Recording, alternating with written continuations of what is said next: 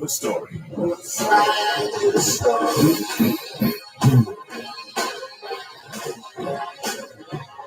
Both sides of the story.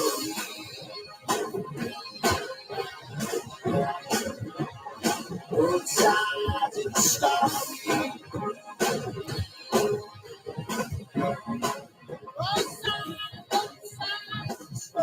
Both sides of the story. We always love to hear both sides of the story. Both sides of the story. Both sides of the story. Both sides of the story. Knowledge is power. Class is in session, hour 106. We were introduced to a song a few days ago.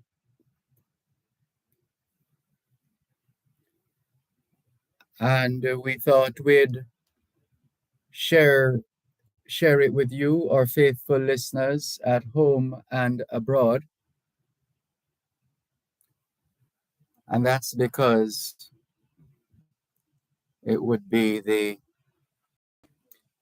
the first time that we would be using this particular piece. It was shared with us, as I said, a few days ago by one of our listeners.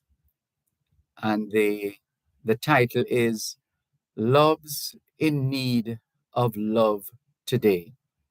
Love's in Need of Love Today by Stevie Wonder. And just for this afternoon, we're going to just share the words of this recording as poetry, and then we will play the theme song for this afternoon. And a day will come pretty soon when we will, in fact, play Stevie Wonder's Love's in Need of Love Today. Good morn or evening, friends. Here's your friendly announcer. I have serious news to pass on to everybody. What I'm about to say could mean the world's disaster, could change your joy and laughter to tears and pain. It's that love's in need of love today. Don't delay. Send yours in right away. Hate's going round, breaking many hearts. Stop it, please, before it's gone too far. The force of evil plans to make you its possession, and it will, if we let it, destroy everybody. We all must take precautionary measures. If love and peace you treasure, then you'll hear me when I say, oh, that love's in need of a love today. Don't delay. Send yours in right away. Hate's going round, breaking many hearts. Stop it, please. Stop it, please, before it's gone too far. People, you know that love's in need of love today. Don't delay. Send yours in right away. You know that hate's going around, breaking many hearts. Stop it, please, before it's gone too far.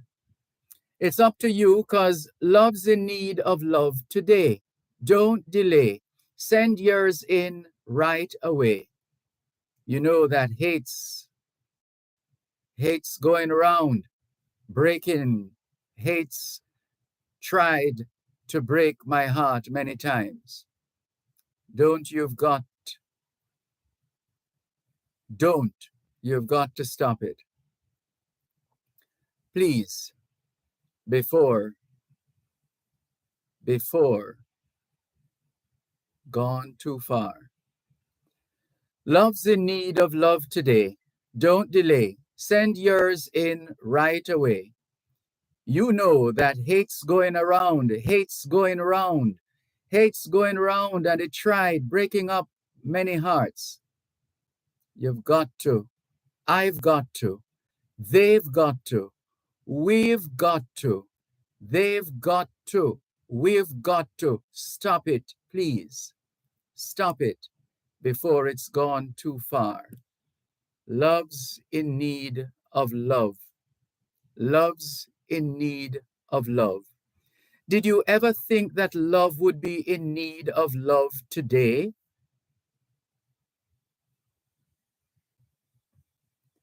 Don't delay. Don't delay. Send yours in right away. Ooh, hate. Bring it down a little. Love is very peaceful, so bring it down a little. Stop it, please. Gone too far. Love's in need of love today. Don't delay. Right away, away. Love's in need of love today. Don't delay. Right away, away. Hate's going around, breaking hearts. Well, please stop it. Stop it, please. Love, Love, love, gone too far, too far. Love, love. Love's in need of love today. Don't delay. Right away. Just give the world love.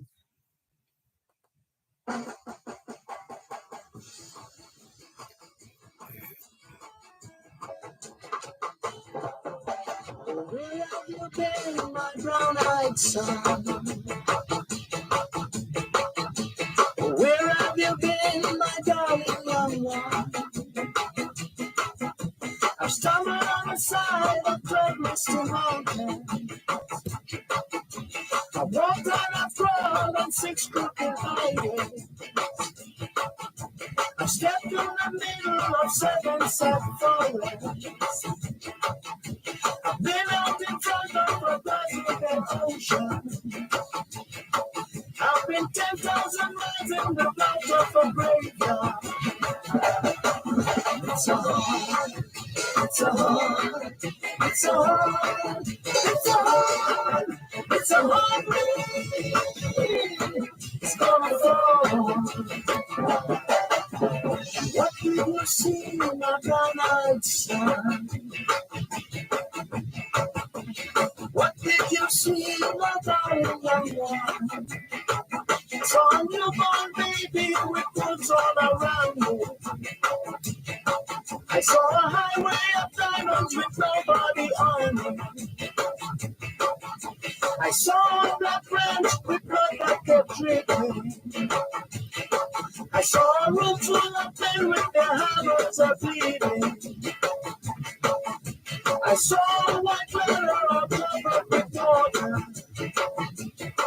I saw 10,000 takers whose tongues were all broken. I saw guns and sharp swords in the hands of young children. It's a hard, it's a hard, it's a hard, it's a hard, it's a hard rain. It's gonna fall.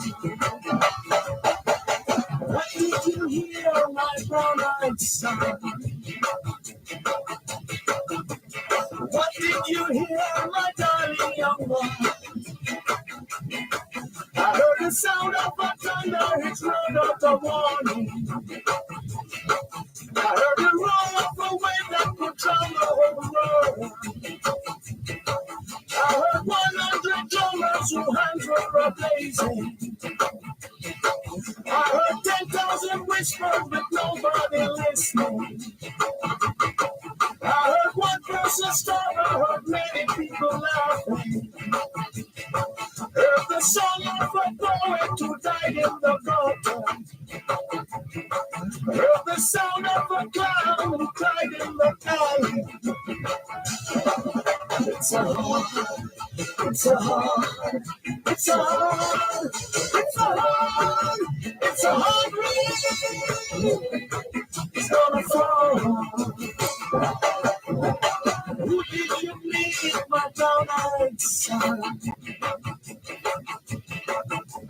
Who did you meet, my darling young one?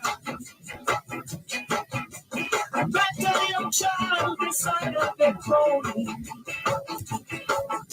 I met a white man who walked up that door. I met a young... You're listening to Power 106 FM. The time is now 2:15. Listen up, Jamaica. At Fosrich, everybody's getting a solar water heater. $20,000 deposit. 6 months to pay. What a deal. Fosrich Financing. Call us 876-937-5099. It's the most wonderful time of the year. Shop now in the spectacular Christmas sale at Home and Things. Make the season merry and bright with new tiles, bathroom fixtures, faucets, vanities, and shower stalls. Or deck the walls with lighting, home decor, plus so much more. Jingle all the way home with incredible prices and unbeatable deals in the spectacular Christmas sale at Home and Things. Old Hope Road and Constance Spring Road. 'Tis the season to shop at Home and Things. It's a hard, it's a hard, it's a hard, it's a hard, it's a hard rain. It's gonna fall. What did you see in my brown-eyed son? What did you see, my darling young one? Saw a newborn baby with boots all around me. I saw a highway of diamonds with nobody on it. I saw a black branch with blood that kept dripping. I saw a room full of men with their hearts are bleeding. I saw a white river all covered with water.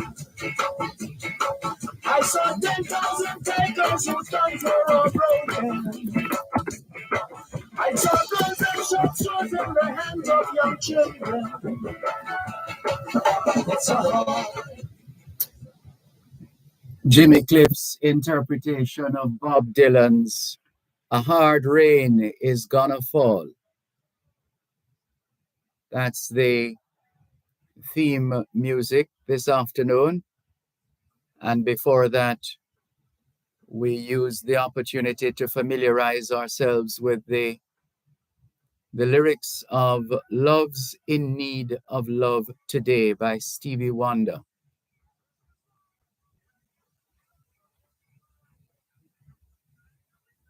Good afternoon, wherever in the world you are listening to us here on both sides of the story, Power 106 FM. We hope you are safe and dry wherever you are.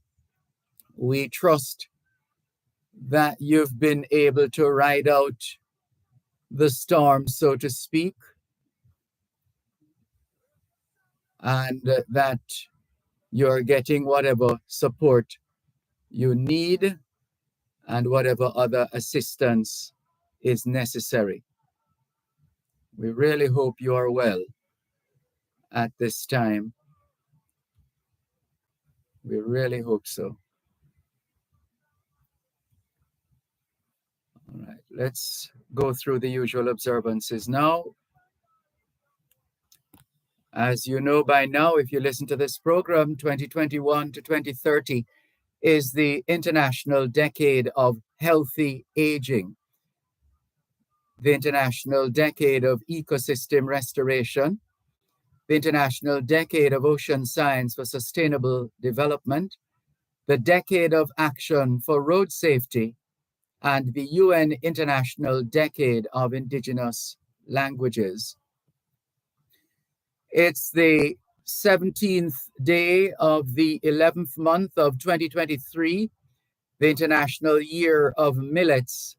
And by now you know that a millet is a cereal grown in warm countries and regions with poor soils, bearing a large crop of small seeds, which are chiefly used to make flour. 2023 is also the International Year of Dialogue as a guarantee of peace. It's also a busy month in terms of observances. The month of November is being observed as Local Government and Community Development Month, Drug Abuse Awareness Month, National Science and Technology Month, Alzheimer's Awareness Month, Youth Month, Parents Month, Food Month, Eat Jamaican Month, Diabetes Awareness Month, and Epilepsy Awareness Month.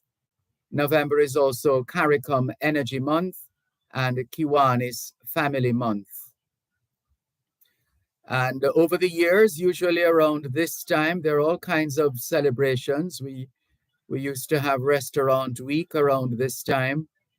Global Entrepreneurship Week has gone well around this time as well. It's Jamaica Civil Service Week and Pesticides Awareness Week. It's Army Day in the Democratic Republic of the Congo, Day of National Revival in Azerbaijan, Malabo Fiesta in Equatorial Guinea, President's Day in the Marshall Islands, and Prince Charles's birthday being celebrated in Fiji. It's International Students' Day. And for those who celebrate the season, today is the 321st day of 2023, 37 days away from Christmas Day, with 44 days left to go in the year 2023. Hoy es viernes, el 17 de noviembre 2023, y les saludamos en cualquier parte del mundo que nos están escuchando en este momento. Estamos muy agradecidos por el don de la vida y el privilegio de servirles en otra edición de su programa Both Sides of the Story, ambos lados de la historia. Nunca vamos a tomar su audiencia por sentado, porque sabemos que ustedes tienen otras opciones. Y esta es la razón por la cual jamás olvidamos darle las gracias por elegir Both Sides of the Story, ambos lados de la historia, de lunes a viernes desde las 2 hasta las 5 de la tarde, aquí en Power 106 FM. La misión continúa para educar, capacitar, iluminar y estimular el espíritu empresarial. Bienvenidos.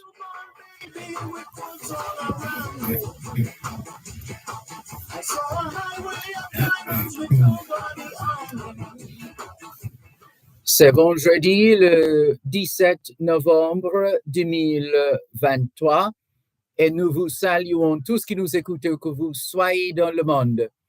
Nous sommes reconnaissants du don de la vie ainsi que du privilège d'être à votre service par une nouvelle édition de votre programme Both Sides of the Story, le pour et le contre. Nous ne considérons pas votre fidélité comme l'un de soi parce que nous savons que vous avez l'embarras du choix. C'est pourquoi nous n'oublions jamais de vous remercier de choisir d'écouter Both Sides of the Story, le pour et le contre, du lundi au vendredi de 2h à 5h de l'après-midi sur notre antenne Power 106 FM. Nous continuons notre mission d'éduquer, d'habiliter, d'éclairer et d'encourager l'esprit d'entreprise. Bienvenue.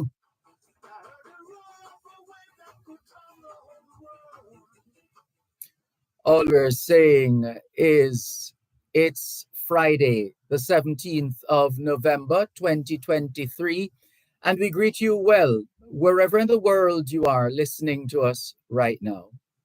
We remain eternally grateful for the gift of life and the privilege to serve you on yet another edition of your program, Both Sides of the Story. We don't ever take your listenership for granted because we know you have choices.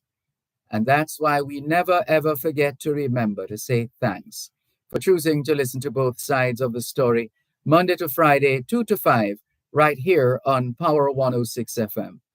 The mission continues to educate, empower, enlighten, and encourage entrepreneurship. Welcome.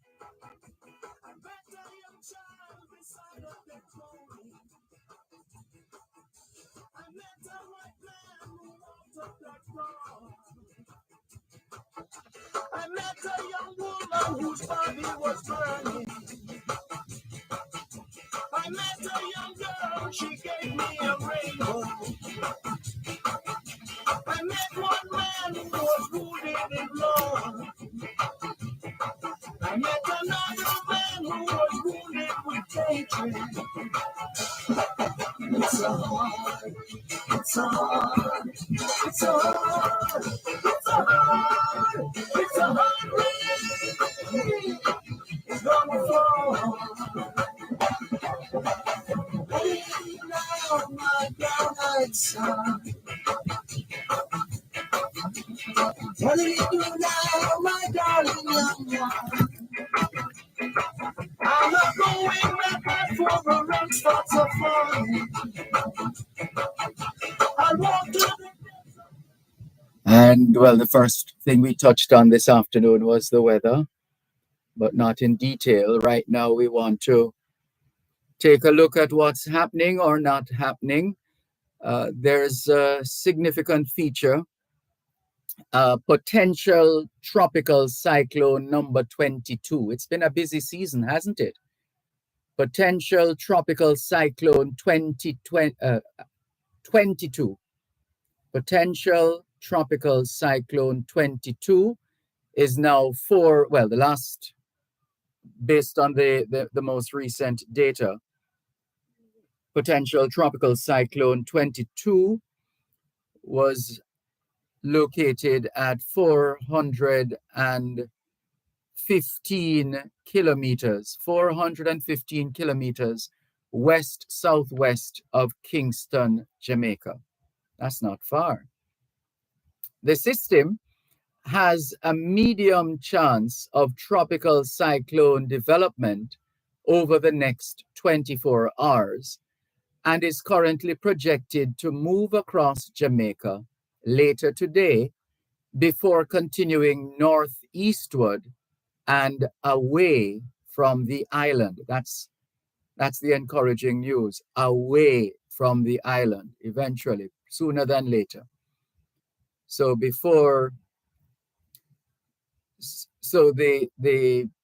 potential tropical cyclone is projected to move across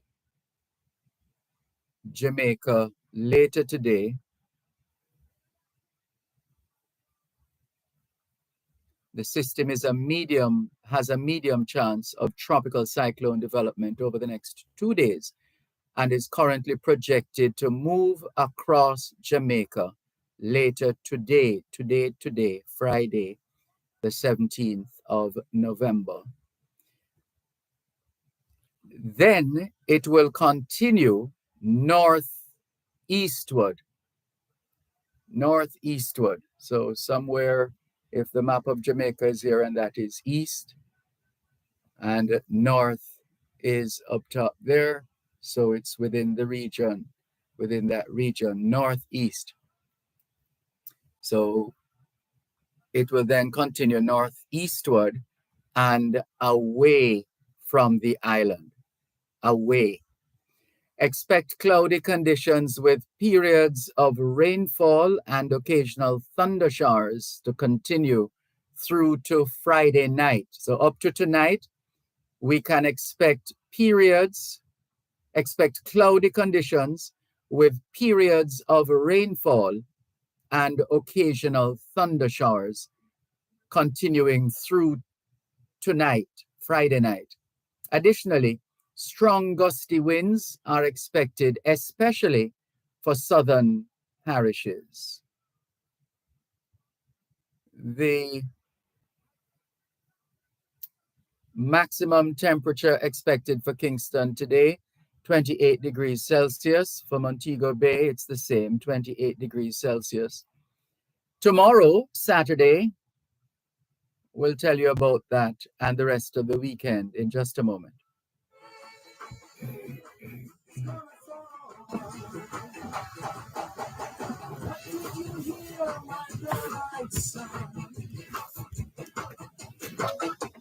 What did you hear, my darling young one? I heard the sound of a thunder, it's rolled out the warning. You're listening to Power 106 FM. The time is now 2:30. With over 40 years of record service, Lock Safe and Vault Limited is your trusted security provider. Get affordable prices on a wide variety of seals, garage doors, access control supplies, magnetic lock, fingerprint, weatherproof keypad, card access system, time attendance, power supplies, and exit buttons. Professional services provided. Visit 40 Shortwood Road, Kingston 8. Problem solved with Lock Safe and Vault. Pharmacists, trusted, empowered, united for action. That's the theme for the Pharmaceutical Society of Jamaica, PSJ National Pharmacy Week celebration from November 18 to 25. As part of the celebration, they invite you to their health fair at the Church of St. John the Evangelist, 7 Mannings Hill Road, Kingston, on Saturday, November 18, from 9 a.m. to 3 p.m. For more information, contact 4199 or email info@psjjamaica.org. And what did you see, my brown-eyed son? What did you see, my darling young one? So I'm baby. Thanks a lot for staying with us here on your program, Sides of the Story, Power 106 FM, still streaming live on the Gleaners website, go-jamaica.com. It's all about the weather, all about the weather. So tomorrow, Saturday, isolated showers and thunderstorms, mainly across eastern parishes. And on Sunday and Monday, mainly sunny morning, partly cloudy afternoon. There's another current regional weather feature, an area of low pressure across the Gulf of Mexico. Continue to count on the National Meteorological Service to keep us abreast of the weather conditions as we go along. Thank you very much. Let's see if we can clear some of these messages now. Good afternoon to Velta Wilson in St. Thomas. How are things in St. Thomas, Velta Wilson? Would love to know. Audrey Smith says, afternoon, Dervan and listeners. Wishing everyone a happy and a blessed weekend. Tuning in from Southampton. As usual, welcome, Audrey Smith in Southampton in England. Here's another St. Thomian, as in one from the parish of St. Thomas. St. Thomian. Norman Hines is greeting us, as usual. Good afternoon, Norman Hines. Thank you very much. Pauline Henry Blake, good afternoon to you too. Thank you very much for checking in here on both sides of the story, Power 106 FM. Herman Bowie Bailey says, good evening, good afternoon, Herman Bowie Bailey. And those greetings, thank you very much for your warm greetings. Blessings always, and everyone stay safe and dry. It's chilly here in New York, says Herman Bowie Bailey. Hail up everyone in Ocho Rios, my hometown. Hope they're listening, Herman Bowie Bailey, to hail up everyone in Ocho Rios. Nicola in central Jamaica is greeting us. Good afternoon, Nicola. Hope you had a lovely, wonderful, special, awesome, amazing birthday celebration. Valerie Rochester says, greetings, Dervan. Greetings to you too, Valerie Rochester. We haven't touched down in Atlanta, Georgia in a little while. One of these days we'll catch up with you, Valerie Rochester, and all the other Jamaicans and friends of Jamaica in Atlanta, Georgia. Jeannie Chambers says, good afternoon, teacher. Wet afternoon, isn't it? Indeed it is. Norman Hines says, rain, rain, rain, and more rain. That's his response to the question about the situation in St. Thomas. Barbara Hart says, hey, Sir Dervan,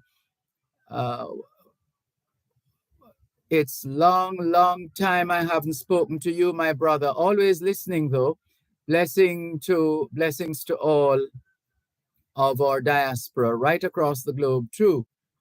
Never stop loving you always. And those lovely selections you find for us, wow. And where's the rest of the message? Yesterday, I learned so much history just listening to you, spinning our lost history wheel for us all to remember. Oh, thank you, my brother, from start to finish. Not doing so well with a broken ankle. Ouch. So sorry to hear that. Terribly sorry to hear that.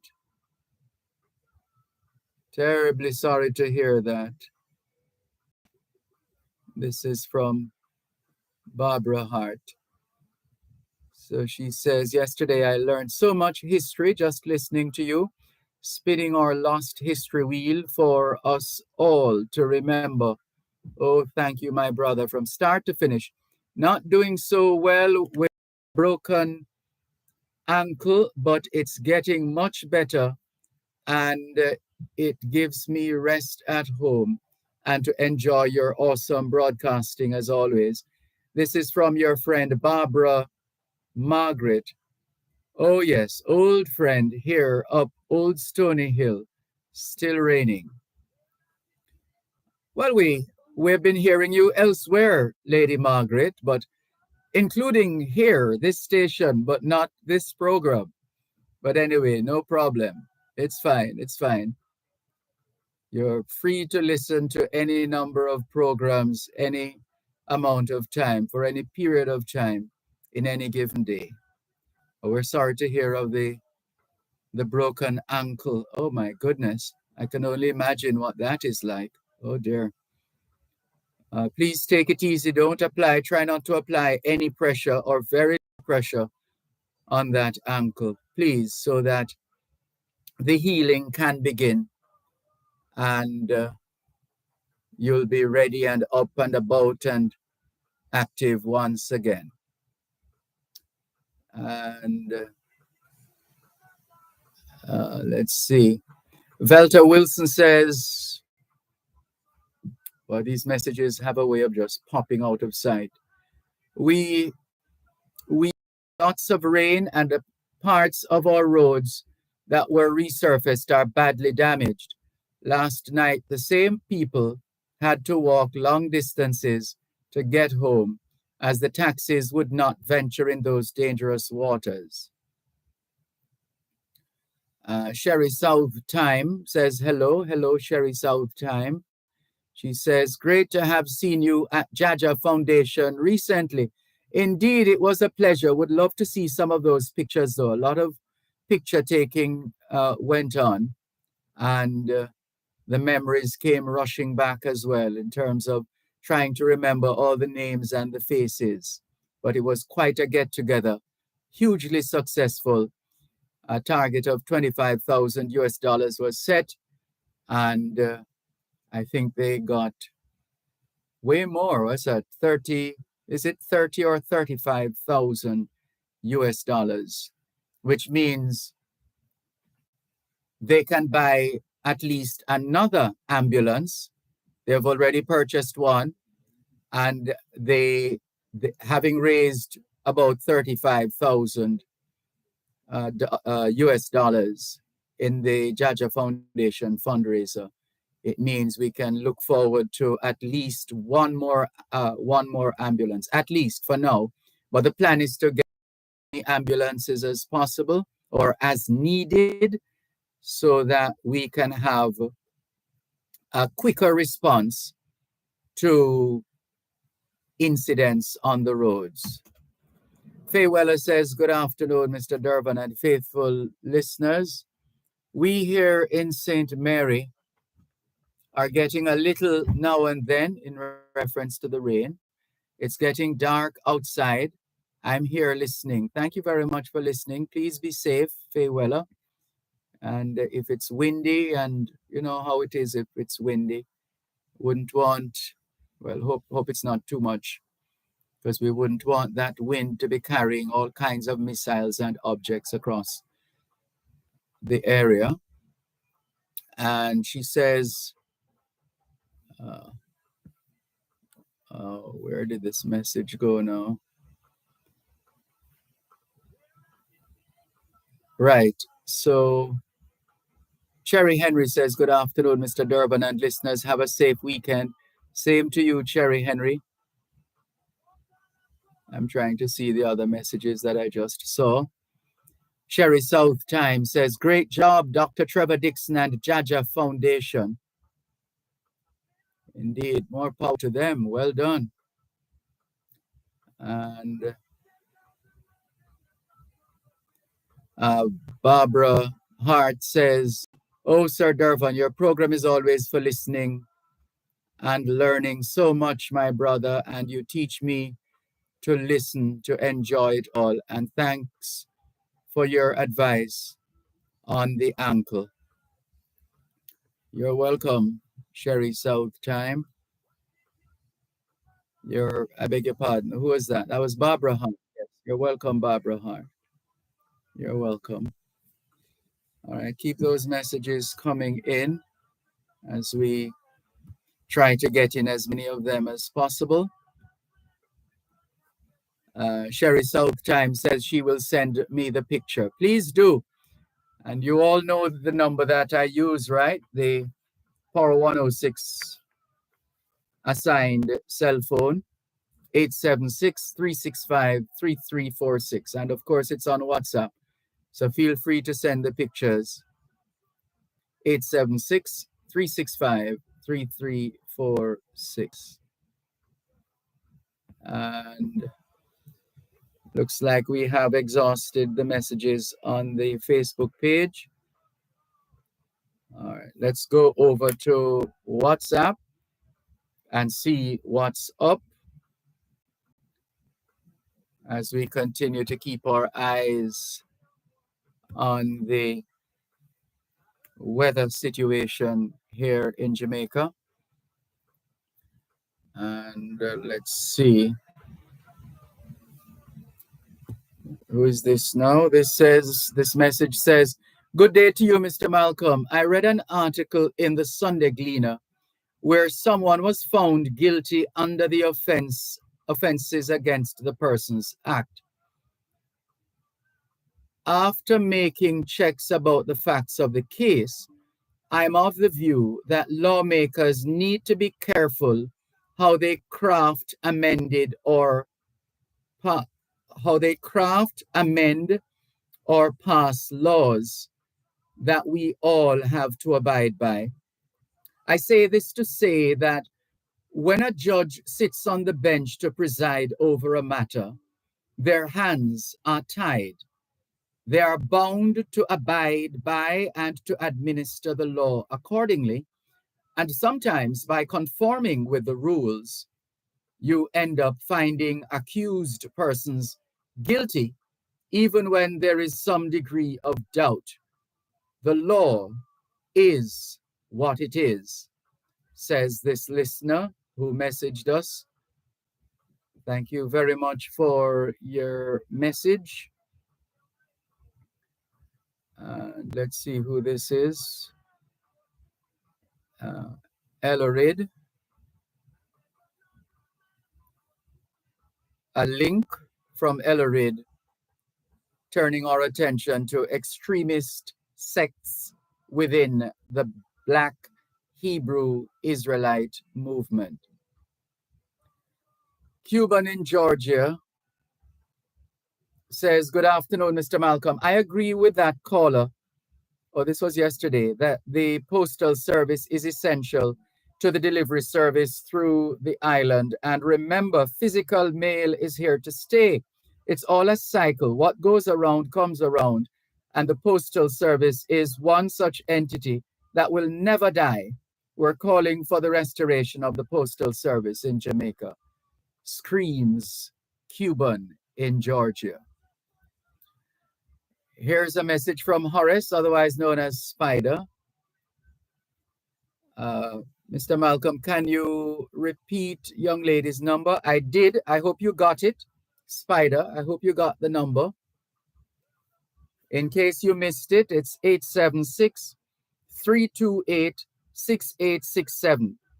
Anyone who is moved to play a part by making a contribution to this needy family. It's 876-328-6867. 876-328-6867. And another of the messages in a moment. You're listening to Power 106 FM. The time is now 2:45. Importers, are you tired of the hassle? Are you tired of the wait? Value your time because we value yours. Request contactless clearance through your agent to clear your personal, non-commercial shipments at the port. It is more efficient. It is secure. For more details, email Jamaica Customs at contactlessclearance@jca.gov.jm. Contactless clearance, powered by the Jamaica Customs Agency. Jamaica Customs, keeping our customers in focus. It's the most wonderful time of the year. Shop now in the spectacular Christmas sale at Home and Things. Make the season merry and bright with new tiles, bathroom fixtures, faucets, vanities, and shower stalls. Or deck the walls with lighting, home decor, plus so much more. Jingle all the way home with incredible prices and unbeatable deals in the spectacular Christmas sale at Home and Things. Old Hope Road and Cotton Spring Road. 'Tis the season to shop at Home and Things.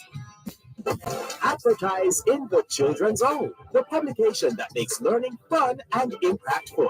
With over 1 million readers monthly, the Children's Zone brings you unparalleled reach. Contact your Gleaner sales representative or call 876-932-6020 and ask about the special advertising packages now available for a limited time only. Access untapped opportunities in the Children's Zone.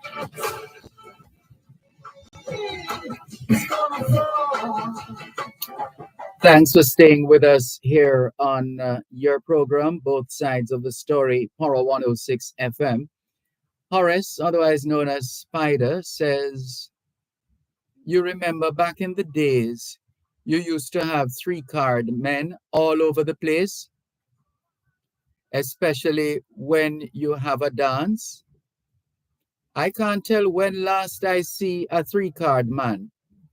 So why is the government still playing 3 cards? Can someone tell the government that 3 cards is outdated? I never know that the government was, and this is another message from Horace, otherwise known as Spider. He says, I never know that the government was paying Auditor General from out of their pocket. Not sure what you're getting at there, but we'll have to come back to that.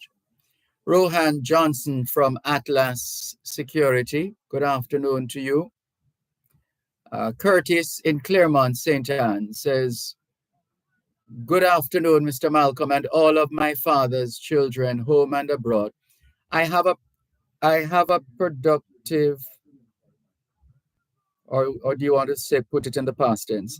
I had a productive and rainy day. Here's a taste for life here at Taste for Life restaurant in Claremont, St. Anne, Sir Malcolm. It's raining here. Oh, that's where you were yesterday around this time. Got you. And Patka, good to know that you got the contact information. Vivian Scully of Agro Investments. We're happy to have help to make that connection. And this one. All right. So Patricia says, pleasant night, Uncle. Sorry. Guess what? Three persons respond to me, 2 ladies to motivate and encourage me. They're gonna try financial I hope a gentleman offers, I hope they're gonna try financial. I hope a gentleman offered to build the tables, and this is for her hairdressing salon, chairs for my shop. Thank you, Uncle. So tomorrow I'll be back to give thanks to those persons and to remind them of my story for the Prime Minister and Mr. Mark Golding. Help for a unit, a house in the scheme, 2 or 3 bedrooms, house, 2 or 3 bedroom house or a studio with land I can expand and financial stability, such as a grant to finance my entrepreneurial business, goods and services that will make a foundational or will lay a foundation for my business forever. And it will be my time to help someone. Thank you. You're welcome. We wish you well. May you continue to get the help and support you need. All the very best. This one says, good evening, Dervan. I pray all is well with you. Our apologies for the mix-up Wednesday. Apparently we received the wrong number. Oh, this was for the feature, the This is Jamaica feature. There was a problem connecting. Our goal is to reschedule for this Wednesday. That's Wednesday coming, November the 22nd at 3:30 p.m. And let's see. It should be fine. It should be. All right. Let's move on. Thanks. All right. So we'll come back to the other messages, but there is a public service announcement that just came to hand. The Ministry of Health and Wellness wishes to advise the following precautions for food and water safety. Persons with chronic illnesses and pregnant women, as the island experiences the inclement weather conditions. As far as food safety is concerned, we're being asked not to store food items with chemicals such as kerosene, bleach, detergents, and insect sprays. We're also being reminded not to purchase or use food from tins which have signs of dents, bulges, or other damage. Keep food items in a dry and cool place. Store packages of sugar, flour, rice, and crackers in their original package or in tightly closed containers. Keep a bag with emergency food supply in the event that you have to evacuate your home. This should include only canned and dry food items. Only canned and dry food items. Now to water safety. Store water in a clean, covered container. Store water in a clean, covered container.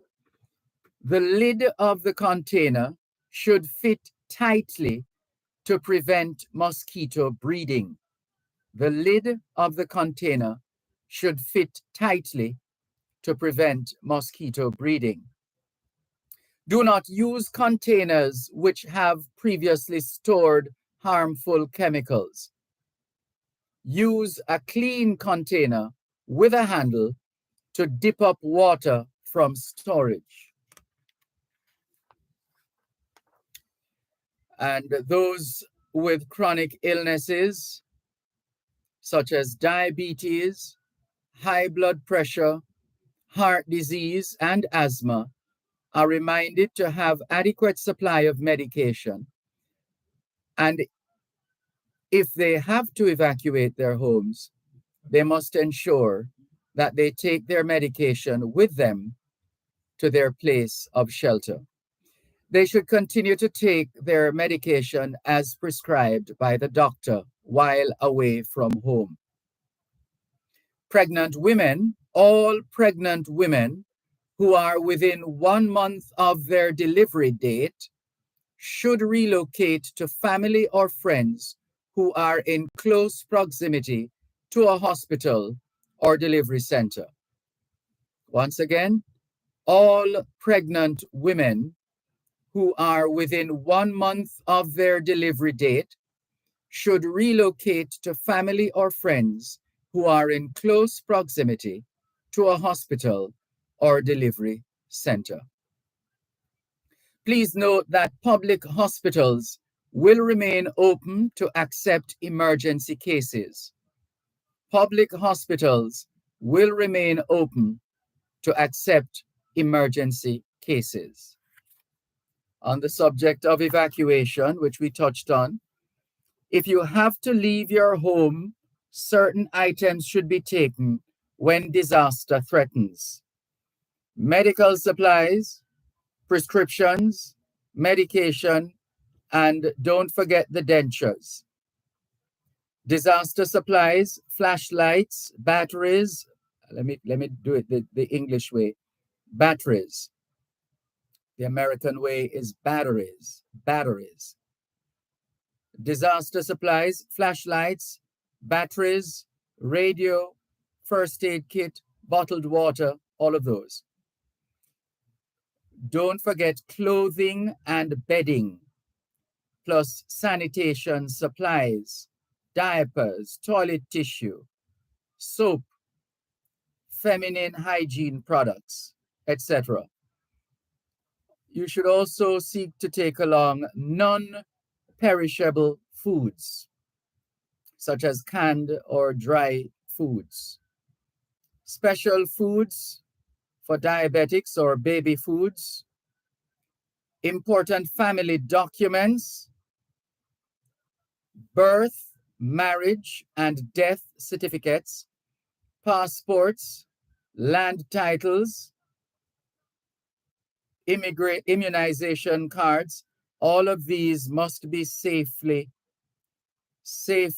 put away and prepared for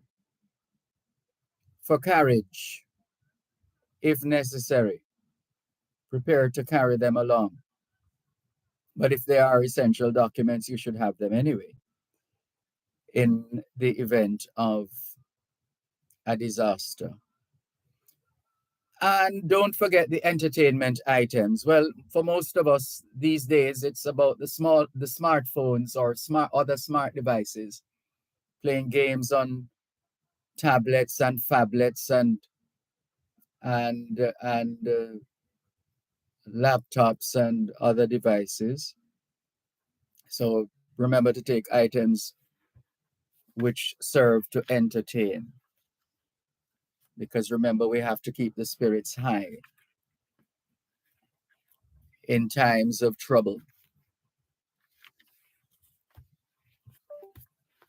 I was tempted to start singing a particular song just now.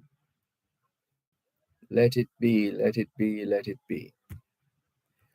All right, let's continue. So those are notifications, put another way, public service announcements in light of the inclement weather. Notice I didn't say inclement weather. Inclement. The weather is inclement. Inclement weather. And let's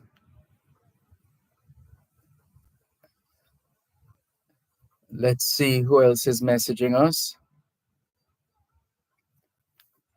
Good afternoon to the This is Jamaica team. Message received. Thank you very much. We look forward to Wednesday next week, all things being well. Calvin in North York, Ontario, Canada. How are you? How's your wife? How's the family in general? Good afternoon. And let's see. Someone has sent us a video of a clearly heavily saturated section of a property.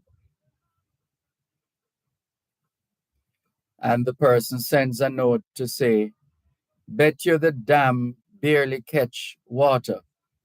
So I guess the point is, look at all that water in the yard and betting that none of the water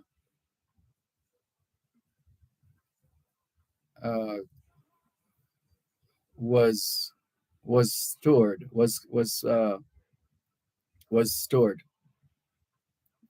Let's see. Calvin, what is he saying? Merry Christmas already, Calvin. Merry Christmas when it comes, says Calvin Hodge Lake. Merry Christmas to you, Dervan, and the staff at Power 106 FM when it comes. My 3rd-year anniversary. When I first heard your hosting, I began to listen to Power 106 FM from 5 a.m. to 5 p.m., Monday through Saturday. Thanks for more wisdom. You're very kind, Calvin Hodge Lake. This one says, good morning, Dervan.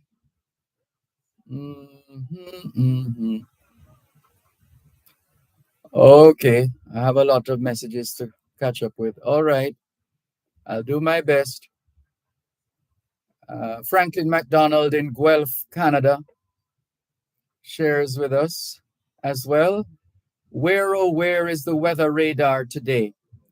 Remind her this week is the anniversary of the great landslide of 1937. In this week in 1937,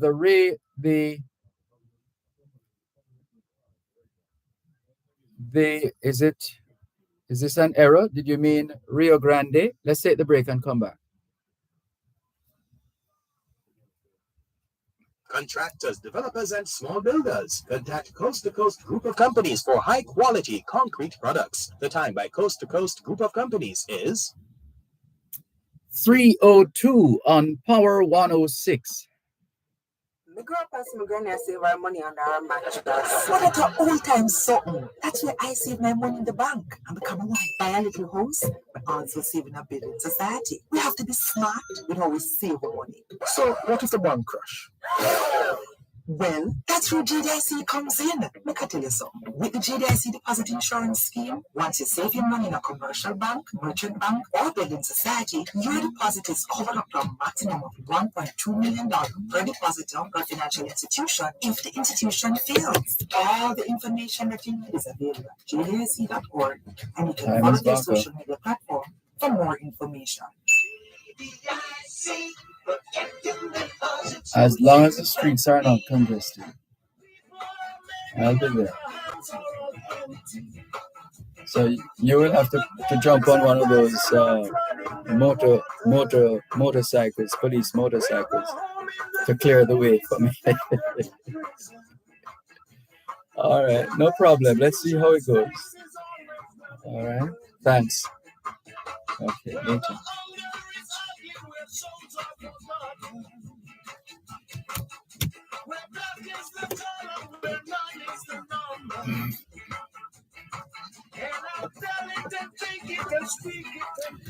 Thanks a lot for staying with us here on your program, Both Sides of the Story, Power 106 FM. Speaking of the story, how about the storm?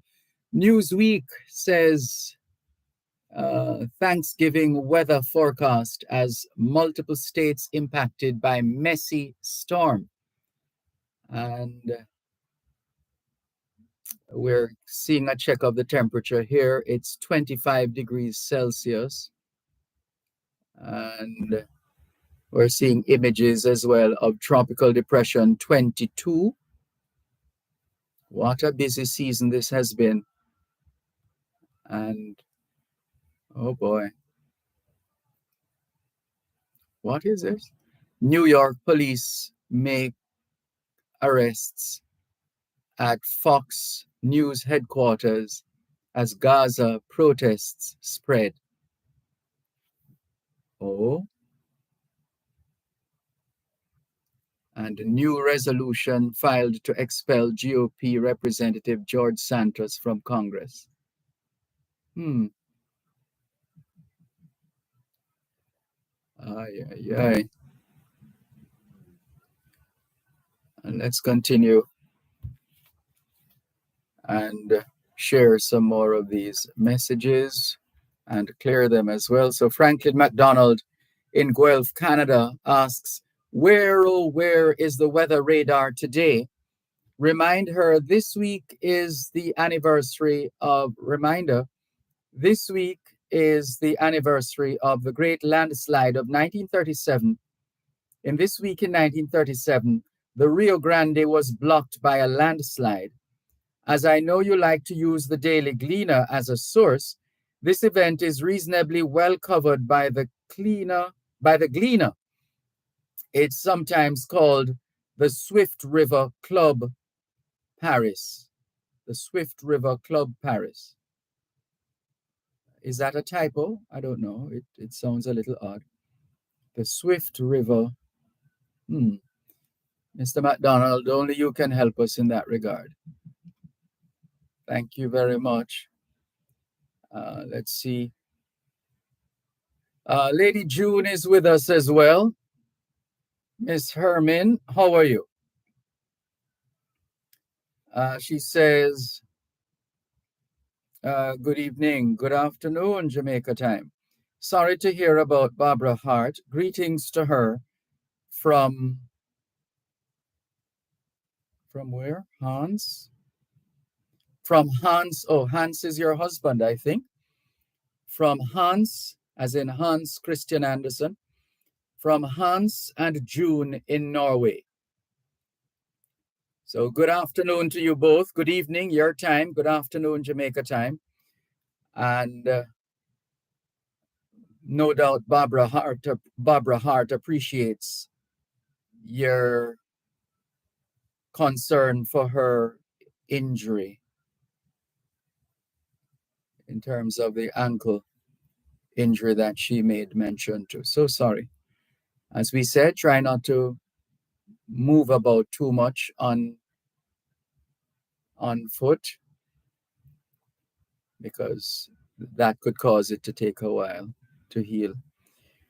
And this one says, oh, this came in from this morning at 10:50. Good morning, Mr. Malcolm, to you and family. Hope all is well on this rainy day. You all stay safe and warm down here in Manchester. Is rainy and cold. I'm trying to keep warm and safe. Take care now. Later in class, lots of love and respect. Thank you, Miss Evadne. All the best. And then she says, good afternoon, Mr. Malcolm, to you and all at Power 106. Hope all is keeping safe in spite of the bad weather. Big up to all in class.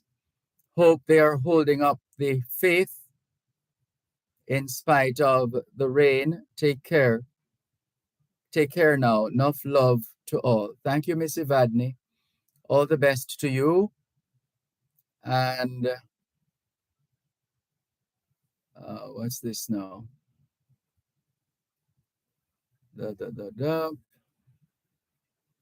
Oh, read those already. I don't. All right, somebody's asking me to check my email.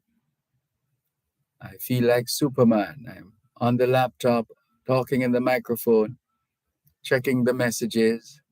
And what else was I asked to do? Check my email while I'm live on air. Okay. Let's see. Neville, otherwise known as Salah, says, Dervan, Supreme Court judge today ordered that Corporal Rohan James be reinstated in his job. I'm happy that he has been able to get back his job. This country seems to be under some form of dictatorship since the 2016 general election was won by the JLP. Salah from Kingston. Thank you very much for your message, Salah from Kingston. Keep those messages coming in. The text line, same as the WhatsApp number, 876-365-3346, 876-365-3346. And the regular call-in lines, 876-922-4112-5, 876-922-4112-5.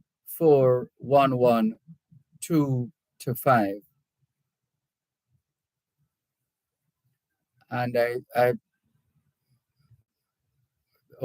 we read this already. This is a public service announcement from the Ministry of Health and Wellness. Thank you anyway. Thank you. All the best. And let's continue. Still quite a few messages to clear.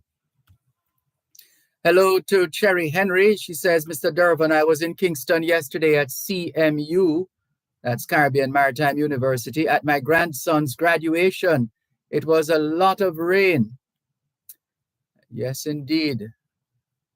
Happy that you all survived the weather. Kwame Sabbath Gordon says, good afternoon. A lot of rain here in Old Harbor also. Please be safe. Kwame Sabbath Gordon. And Inez Ayona Campbell says, good afternoon, Mr. Dervan and viewers. Good afternoon, Inez Ayona Campbell. Velta Wilson says yes. Not sure what she's saying yes to, but she says yes. Paul Miles of the eponymous Paul Miles Foundation is also on board. He says he's responding to someone who says, thanks, technology has proven successful in its application time after time. I will leave it right there. And one of my brothers, Orain, says, blessing, bro, watching and listening. How is the weather treating you? No complaints here, Orain. Sheikah Brown says, please say happy birthday to Anne-Marie, my co-worker. Happy birthday, Sheikah Brown. No, happy birthday, Anne-Marie, from your co-worker, Sheikah Brown. All right. And let's see, Paul Miles says, good day, Dervan and all listeners. Good day, Paul Miles. And Sheikah Brown says, good day, Mr. Malcolm, listening from Mobay. Please say hi to the family, co-workers of FTR Garment coming from Carol Malcolm. Have a great weekend. Same to you, Sheikah Brown. Paul Miles says, so many rural primary schools lack security, manned or surveillance cameras. The foundation has started to deploy surveillance cameras and motion detectors to select schools, or what you have here is selected schools, to protect its donations and the safety of our children. These cameras will be property of the schools, managed and monitored by the school administrators. That's awesome, Paul Miles, says Velta Wilson. The work continues. Herman Bowie Bailey says, hello, Mr. Kwame Sabbath Gordon. Blessings always. Derek Morgan says, greetings and salutations to you and your wonderful listeners. Stay safe, my people. My thoughts, the vendor Alice should not be reinstated to serve the people. Her insanitary practices were viewed by millions worldwide. It has painted a severe negative image on all Jamaican vendors. Mickey, or is it Mikey? It could be Mikey, could be Mickey. Let's go with Mikey for the time being. Mikey Morris says, hi, Mr. Malcolm. Greetings to you and your staff of Power 106 FM radio. Thank you very much, Mikey Morris. Mikey Morris. Is that the same Mikey? Mike, who used to, I don't know if he still does. I haven't been in the park in a while, been to the park in a while. I think that might be him. We'll see. We'll find out. In the meantime, let's continue with more on your program, Both Sides of the Story, Power 106 FM. Still streaming live on the Gleaners website, go-jamaica.com. Let's come back with more after the break. You're listening to Power 106 FM. The time is now 3:15. Studios. The Ministry of Labour and Social Security is advising that the November 2023 payment under the Social Pension Program is now ready for collection. Check your text messages to confirm your payment arrangements. For further information, call 876-922-8007 or check the Ministry's website at www.mlss.gov.jm. The Social Pension Program, caring for our elderly. A message from the Ministry of Labour and Social Security. Pharmacists, trusted, empowered, united for action. That's the theme for the Pharmaceutical Society of Jamaica, PSJ National Pharmacy Week celebration from November 18 to 25. As part of the celebration, they invite you to their health fair at the Church of St. John the Evangelist, 7 Manningsville Road, Kingston, on Saturday, November 18 from 9 a.m. to 3 p.m. For more information, contact 876-978-4199 or email info@psjjamaica.org. It's the most wonderful time of the year. Shop now in the spectacular Christmas sale at Home & Things. Make the season merry and bright with new tiles, bathroom fixtures, faucets, vanities, and shower stalls. Or deck the walls with lighting, home decor, plus so much more. Jingle all the way home with incredible prices and unbeatable deals in the spectacular Christmas sale at Home & Things. Old Hope Road and Cotton Spring Road. 'Tis the season to shop at Home & Things.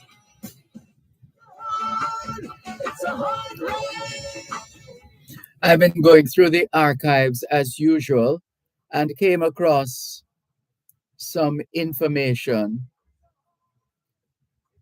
and I'm making a connection. We're making a connection here. 1982 was the year, and here's the story. 10-year-old Michael Gonzalez of Springfield All-Age School, St. James, is the winner of the Private Sector Organization of Jamaica's 1982 Tourism Essay Competition. Gonzalez's essay has been judged the best of 225 entries. How can we make Jamaica more interesting and enjoyable for visitors was the subject of that that essay. This was the 4th year of the PSOJ competition. Now I know Michael Gonzalez, who is the producer of Schools Challenge Quiz and All Together Sing, etc. And he has been the producer for many years now. So I'm wondering if this is when Michael Gonzalez was 10 years old. That if it's the same Michael Gonzalez, is this the same Michael Gonzalez who at 10 years old in 1982 was the winner of the Private Sector Organization of Jamaica's 1982 Tourism Essay Competition? His essay was adjudged to be the best of 225 entries. Mr. Gonzalez, are you listening? Are you anywhere around? Anybody nearby Michael Gonzalez at this time? We just need to confirm if if he was the one back in 1982 who at 10 years old won the Private Sector Organization of Jamaica's 1982 Tourism Essay Competition. If anybody out there listening has information in that regard, please share. Would love to know. Thank you very much. All right. And here's a piece of history we wish we could eliminate, but we can't erase it, sadly. On this day in 2003, an ex-soldier, John Mohammed, was found guilty of one of a series of sniper shootings that terrorized the metropolitan Washington, D.C. area and dominated national headlines in October 2002. Police charged that Mohammed and his 17-year-old accomplice, Lee Boyd Malvo, killed 10 people and wounded 3 others during a 3-week killing spree. John Mohammed was sentenced to death on March 9, 2004. After a separate trial, Lee Boyd Malvo, who was a minor at the time of the shootings, was sentenced to life in prison without the possibility of parole. And we had the opportunity to speak with one of Lee Boyd Malvo's mentors, and she speaks of positive changes in his life. And we'll see what happens going forward. We'll see what happens. Here's another bit of history here. Let's look at 1969. It seems we've had good ideas and great ideas over the years, but the implementation deficit has failed us. Because this was 1969, and the story was a motion by George Mason at a meeting of the Kingston and St. Andrew Corporation called on government to consider constructing elevated highways on either side of the city of Kingston as a means of easing the traffic congestion, which will engulf Kingston within the next 10 years. So this was an attempt at being forward-thinking. 1969, a motion by George Mason at a meeting of the Kingston and St. Andrew Corporation called on government to consider constructing elevated highways on either side of the city of Kingston as a means of easing the traffic congestion, which will engulf Kingston within the next 10 years. What a thing.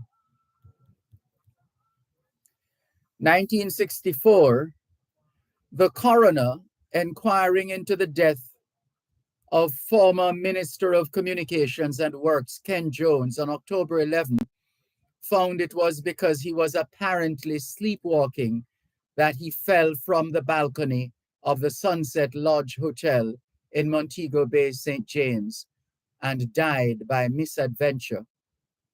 No one was therefore criminally held responsible. What a tragedy. May his soul continue to rest in peace. That was 1964. 1963, a home for the aged at Duncan's in Trelawney on 2 acres of land was donated by Mr. and Mrs. C.F. Mouchette. And I believe they're related to the current, is he still? Or there was a bit of angst, I'm not sure. Is he still the Custos Rotolorum for the parish?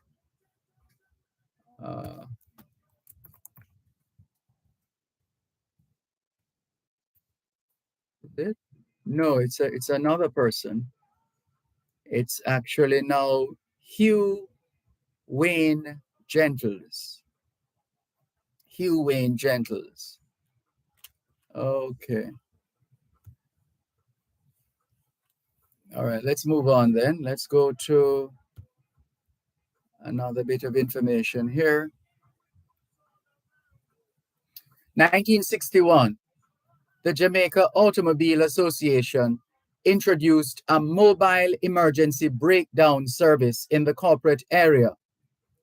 So you see this, we have been long since then, we have been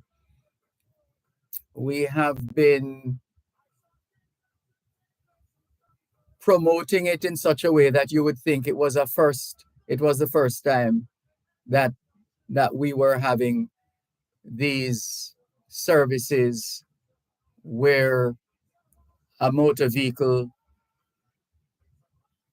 that is registered with an insurance company can benefit from services such as, if your vehicle breaks down, someone comes to your rescue, etc. They were doing it from 1961. 1961, the Jamaica Automobile Association, JAA, which today falls under the umbrella of the JN Group. The Jamaica Automobile, 1961, the Jamaica Automobile Association introduced a mobile emergency breakdown service in the corporate area, consisting of a motorcycle patrol to provide free minor repair services to members. A small charge was made for non-members. Some of us who think the world started with us. What a thing. Not at all. And it's a case of nothing, what's the expression? Nothing is new under the sun. You just have different iterations. You have different levels, different systems, processes, etc. All right, let's move on. And so on this day in 1939, broadcasting began in Jamaica. Broadcasting began in Jamaica on this day in 1939. The station was called VP5PZ. VP5PZ. Seems odd, doesn't it, for the name of a station? VP5PZ. But anyway, on this day in 1939, broadcasting began in Jamaica. The station, radio broadcasting, the station was called VP5PZ and was donated to the government by John F. Grinnan, Grinan, an American estate owner and amateur radio operator.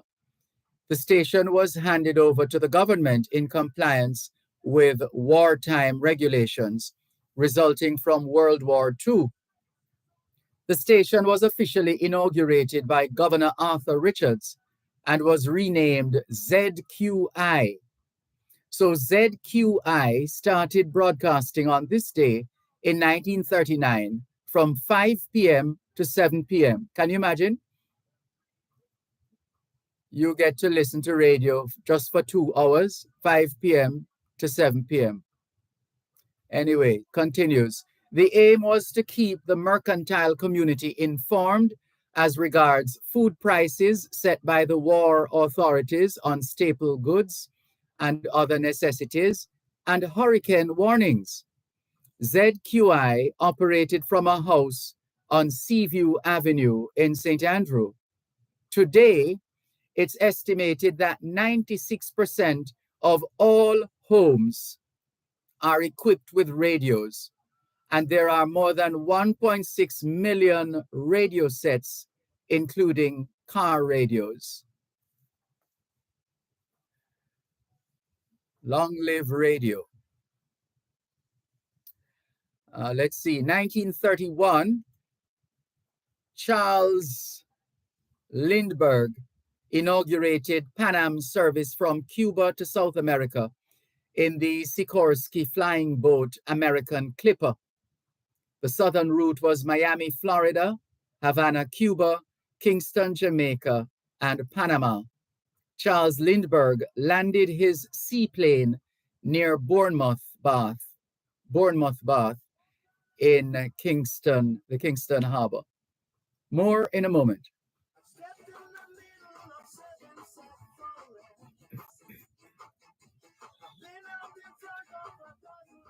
Help us protect Jamaica's borders. Tell us about any illegal guns coming through customs-controlled areas. Call Crime Stop at 311. The time by the Jamaica Customs Agency is 3:13. Importers, are you clearing non-commercial shipments such as barrels and packages this Christmas? Join the Jamaica Customs Agency for a riveting online forum on contactless clearance and the new Customs mobile app. Wednesday, November 22, 2023, starting at 10 a.m. under the theme Customs Clearance Made Easier Through Digital Transformation. Importers, clearing customs is now easier with contactless clearance. So, click, connect, and converse with Customs by visiting our website at jacustoms.gov.jm to register and to participate. Jamaica Customs, keeping our customers in focus. It's the most wonderful time of the year. Shop now in the spectacular Christmas sale at Home and Things. Make the season merry and bright with new tiles, bathroom fixtures, faucets, vanities, and shower stalls. Or deck the walls with lighting, home decor, plus so much more. Jingle all the way home with incredible prices and unbeatable deals in the spectacular Christmas sale at Home and Things. Old Hope Road and Content Spring Road. 'Tis the season to shop at Home and Things. Importers, are you clearing non-commercial shipments such as barrels and packages this Christmas? Join the Jamaica Customs Agency for a riveting online forum on contactless clearance and the new Customs mobile app. Wednesday, November 22, 2023, starting at 10 a.m. under the theme Customs Clearance Made Easier Through Digital Transformation. Importers, clearing customs is now easier with contactless clearance. So, click, connect, and converse with Customs by visiting our website at jacustoms.gov.jm to register and to participate. Jamaica Customs, keeping our customers in focus. The song of the poet to die in the court. The sound of the cow who cried in the valley. Thanks a lot for staying with us here on your program, Both Sides of the Story, Horror 106 FM. Still streaming live on the Gleaners website, go-jamaica.com. Hello, good afternoon. Thanks for calling. Good afternoon, my teacher and historian. Good afternoon, Miss Mervis. Lovely history, bud. Yes, let us call, and good afternoon to all the listeners and the staff of Power. Thank you on their behalf. I just called because I feel like expressing my appreciation and gratefulness to the Almighty for having spared us the full brunt of a hurricane or a tropical storm. You know? So many good things happen to us, but each time I appeal to the nation to say publicly, thanks to God for sparing us so many times. I can't get it, seems to get it going. But I just feel like doing that, you know? Publicly saying thanks to the God of our national anthem. We have damages, yes, but if it had turned into a tropical storm and hurricane, whatever, it would have been worse. We have damage. Yes, we have damage. Yes, remember the only time we add an S to that word is if we're dealing with legal matters and we sue for damages. Oh, I wasn't even conscious what came from my mouth, you know. That's all right. It happens. Yeah, so I didn't realize it at all. The only time it becomes damages, it's well, a couple of times. One, if you're talking about suing a legal matter, you sue someone for damages. And the other time is when you're conjugating the verb to damage. So you say, for example, whenever you put the pot on the table, it damages the surface. That is coming like sort of verb singular. Yes. Well, I get the idea. Mm-hmm. The verb, you know, that was one of the most difficult pieces of English to get across, you know. Really? What do you mean? Because if you add S and ES to the noun, it becomes plural. Mm-hmm. And when you add S and ES to that type of thing to the verb, it becomes singular. So I had to spend a lot of time on that when I was doing teaching. I made the error, but there are some things in the English language that you have to spend a lot of time on. Mm-hmm. For children, I was at the primary level. Yes. So it takes you a lot of practice work. That's why I always love the Brighter Grammar books. Because they carry a lot of practice work to the concept. You know? Yes. So that's the correcting that error. Because I wasn't even conscious what I said. Mm-hmm. But yes, man. Me start to reason with the king about it yesterday, and Mr. Father, them tell me about what is something that name Dervan, you speak Spanish. What I mean by what I'm calling it, what I'm causing the climate change. Yeah, I know what you're talking about. What you're going to. I think I know. El Nino? Yes. What is El Nino? Well, that's Spanish for the boy. El Niño. Yeah. So which boy is causing climate change? But the other day, we were asking the man who laugh in Spanish. I mean, know about Nino and Nino and Nina and Madre and Padre, you know what I mean? You know a few Spanish words. Yes. So I said, hold on. El Nino, Nino and Nino. What name cause climate change? Don't that sound ridiculous? It's what they say it's a climate pattern which describes the unusual warming of surface waters in the eastern tropical Pacific Ocean. But it's so ridiculous. The name. So ridiculous one to the God of creation. In no business, nobody no business with him. Well, the history tells us that El Nino was first recognized by fishermen off the coast of South America in the 1600s, when unusually warm water appeared at the surface in the eastern tropical Pacific Ocean. It's the name given to it that I'm concerned about. Not so much the detail of what you're saying there, yes, but the name is my concern. Yeah? What causing these changes? In truth and in fact, this whole world is coming like it under judgment, you know. Everywhere seeing weather and all kind of things they have never seen before, but we see it in the Bible. It's in there. When man provoked God to a level, him use the same nature when take freedom and punish me. I see it in the scriptures coming from down the road. And based on us Jamaicans, they love prayer, you know. Not true. Mm-hmm. Yeah, man, we believe in prayer. We believe now with God. God said we respect him lordship and him love that, but we not serve him, we not obey him. But it's a country, all when I know God do nothing to it, we say God do it. All when the devil do it, you know. The devil must get real vexed. Because all when the devil something, we say God. Yes, God said that, you know, him said the nation respect him as God, but one thing, we don't obey him. Mm-hmm. Yes, and he's pleased with that. We accept him and we have thanksgiving for everything, not true? Yep. And when we're ready, we start with church service, that's all. Mm-hmm. So we have people who really respect God, that are conscious that there is a God and respect him in whatever, but we're not business with him at our Dervan. We really decided to ask him from a while, no one can remember, you know. What is El Nino mean to you, the man of the language? We must stop that. This is not a boy business. A serious thing. In fact, in some instances, it could be used for the Christ child. Huh? No, but I know that they mean. They don't mean that no Christ child, none of this.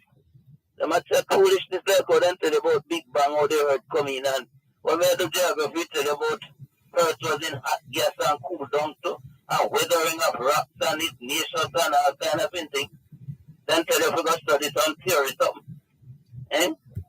not buy them foolishness there. And then again, and tell you the study. The next thing you mentioned a while ago is this Malvo issue, you know. Yes. You know, I have a booklet here from the very time when they arrested saving the Malvo generation from adult cruelty and exploitation. From way down there in 2003-4. That sounds like a book worth reading. I said it's not in a full book. Oh. But it speaks to the whole matter of the fact that Malvo was programmed from he was 15 when they kept him at 17. John Mohammed had him programming him from he was 15. While that I was following the thing and even have some of the newspaper articles here. Mm-hmm. You know, my mother was very ill in the hospital and the Almighty let me have to go to RFM and speak message and prepare one document for myself to every radio station. And I was writing about it in the Love Herald newspaper, about 4 or 5 articles in 2003-4 somewhere there. The document is still here and that is what I said to somebody, Mr. Gentleman, there on hotline, long time. When the thing came up to me, he even asked me about it. Said something, Mr. Mullins said something to me about it. Because I keep talking about it. Because the Almighty said the same thing that John Mohammed did with Malvo, the same thing our adults doing with our boys out here. And in the document he said to me, if we had dealt with the Malvo situation for what it really is, we would have been able to deal with the crime situation out here. So it was not fair to treat Malvo the way they treated him because this man programmed him. This John Mohammed was a man who fight Persian Gulf War with some sniper. Eh? So it wasn't the kind of treatment. I am sure the Jamaican justice system would not have treated the child like that. No? Wouldn't. 15-year-old man take him and program him. And it's not fair what they did to him. Because his mother left him with John Mohammed. I spoke to the mother but last time number afterwards. And couldn't get back in touch with her. And she gave me the story as to what happened to him. Or he got into John Mohammed care and whatever. And so on. So, they are still waiting on these lawyers out here to do something about the case. I say it on radio 1,001 time. Because he has not been given a fair trial based on what happened to him. And if you look seriously, our boys are under the same kind of instruction out here with these gunmen and scammers and all them something. They didn't start scamming, they didn't start gun running. You look at the age group from Chief Justice Lindsay Wolf. Was there he kept lamenting the age group of criminals kind of crime coming before him. You know, I went and spoke to him in his office on King Street. Who did you speak to? Chief Justice Lindsay Wolf. Okay. I went down there with the documents and everything and all the stuff that I have here. And I sat in his office for 1 hour and show him them. And tell him why because it was not accepted, the document and stuff I took to the GT and the premise I was not dealt with. And that is why the system is like that. So him look for me and he's gonna tell me something crazy. Him not mean no mad because the kind of stuff he saw in it, because when once you become a visionary in a certain way, then must be the Marcus Garvey mad too. Yeah? Yes, I sat in his office and spoke to him for about 1 hour. He was very, very accommodating, you know, and so on. But the document is still here, and every time the name Malvo come up, that is what the document is here. Saving the Malvo generation from adult cruelty and exploitation. That's what is going on with our boys. Not the boys alone, but they are the ones that pull up the jailhouse. They are the ones that are getting the brunt of everything. More than anybody else. We still have to deal with it, you know, Dervan. Indeed. And you're we going still have to deal with it because the situation is really awful right now. And I love the boys, you know. At school, there was always something between me and the boys. Even now, there's something between me and the boys and the young men. All right, well. So we have to, I don't know what the Almighty is gonna do. Him send me out here come do it. But waiting for a door to be open and something to happen, but them can't give him life sentence like that. And him never go out there and do that thing all by himself. Well, that debate will rage on, Miss Mervis. Thank you. And blessing. Thank you. Blessings to you too. Take care. For any project, ABC Electrical Sales has all your electrical supplies at the best prices. 8 Hagley Park Road, Kingston, 754-3714. The time by ABC Electrical Sales is 3:45.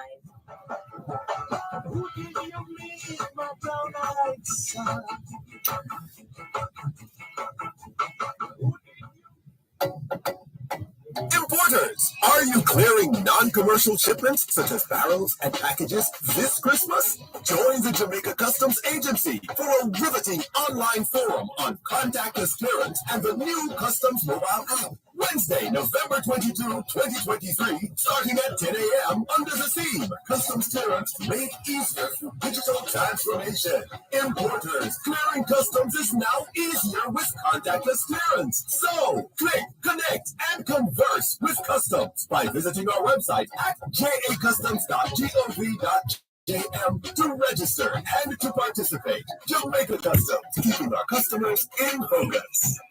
Seniors, the Ministry of Labor and Social Security is advising that the November 2023 payment under the Social Pension Program is now ready for collection. Check your text messages to confirm your payment arrangements. For further information, call 876-922-8007 or check the Ministry's website at www.mlss.gov.jm. The Social Pension Program, caring for our elderly. A message from the Ministry of Labor and Social Security. Well, the people are many and their hands are all empty. Well, the pellets of poison are flooding their water. Well, the home in the valley needs to gather to prison. Well, the executioner's face is always well hidden. Well, the hunger is ugly where souls are forgotten. Where black is the color, where 9 is the number. And I'll tell it and take it and speak it and breathe it. And reflect it on the mountain so hearts can hear it. And I'll stand on the ocean until I start sinking. Thanks a lot for staying with us here on your program, Both Sides of the Story, Power 106 FM. Good afternoon to Leslie McEwen. She says, good afternoon, Mr. Malcolm and fellow viewers. Good afternoon, Leslie McEwen. Malachi Dermot Smith says, hi, Dervan. Listen to you every day since I have been here. That's very kind of you, Malachi. Thank you very much. He says, the Jamaica Poets Nomadic College and School Tour 2023 was a huge success, finishing up the Anansi Sound Splash this week. Well, more power to you and all the others participating in the Jamaica Poets Nomadic College and School Tour 2023. Thanks for sharing. All the very best. And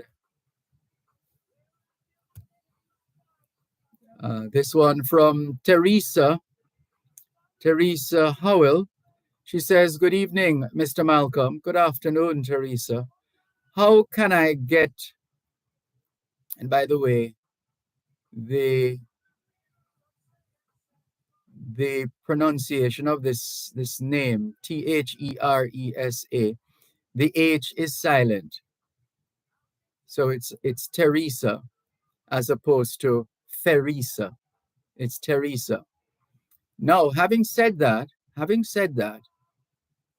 people are free to pronounce their name however they feel like pronouncing their name, because it's their name, right? But we're just humbly suggesting that based on certain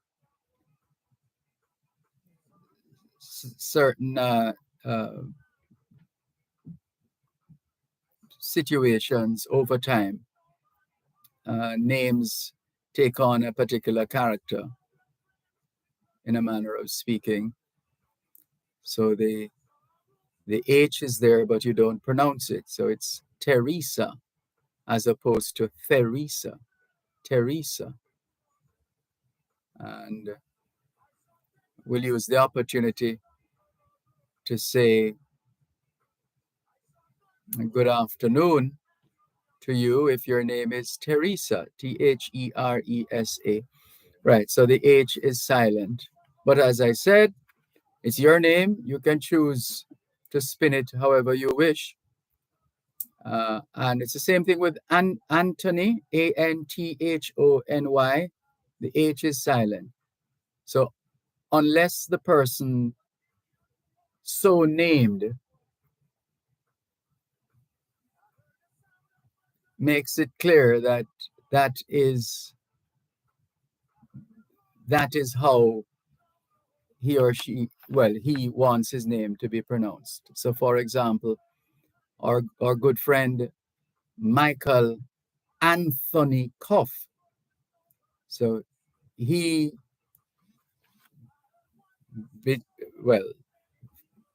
however it came about in terms of the decision, that's how he pronounces his name, Anthony, Anthony, Anthony.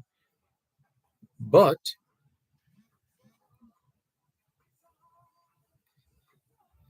based on existing principles, etc., it's Anthony. So the H is supposed to be silent.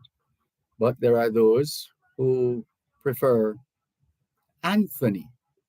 So they make that change, or they take on that pronunciation as appropriate for their name. Sorry, just thought I'd share that. So good afternoon, Teresa Howell. She says, good evening, Mr. Malcolm. Still afternoon, Teresa. Good afternoon to you. She says, how can I get JPS to remove dangerous wires from my property? Well, I'm assisting a couple of listeners behind the scenes to try and resolve a couple of issues in relation to JPS. I haven't forgotten Maggie, Miss Maggie. I haven't forgotten you at all, but we'll come back to that. So she says, how can I get JPS to remove dangerous wires from my property? It's just lying there for over 2 months, despite my protests. Everyone is afraid to touch these 2-foot-high wires. All right, here's what we're going to do right now. We're taking a screenshot of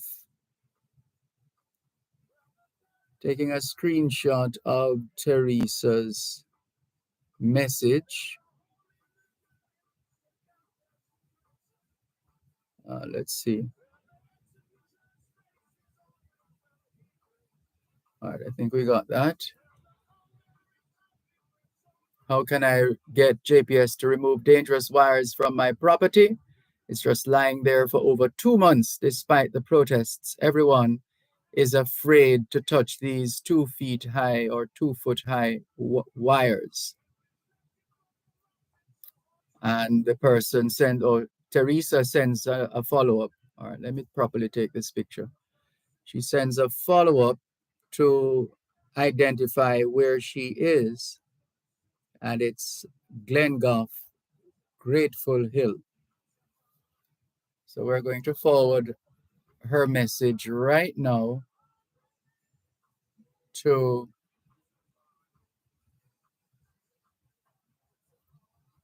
we're going to forward her message to Audrey Williams of the Jamaica Public Service Company. And we are confident that she will be able to assist. So we're going to proceed accordingly.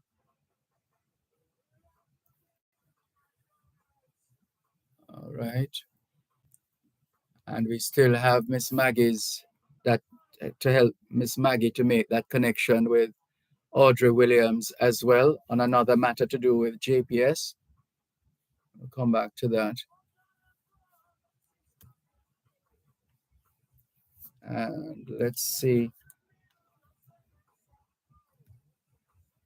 All right, let's keep it going here on your program, Both Sides of the Story, Power 106 FM, still streaming live on the Gleaners website, go-jamaica.com, live on your smart devices all over the world. On this day in 1800, the U.S. Congress met for the first time in Washington, D.C. The district was put under the jurisdiction of Congress, which terminated D.C. residents' voting rights in 1801.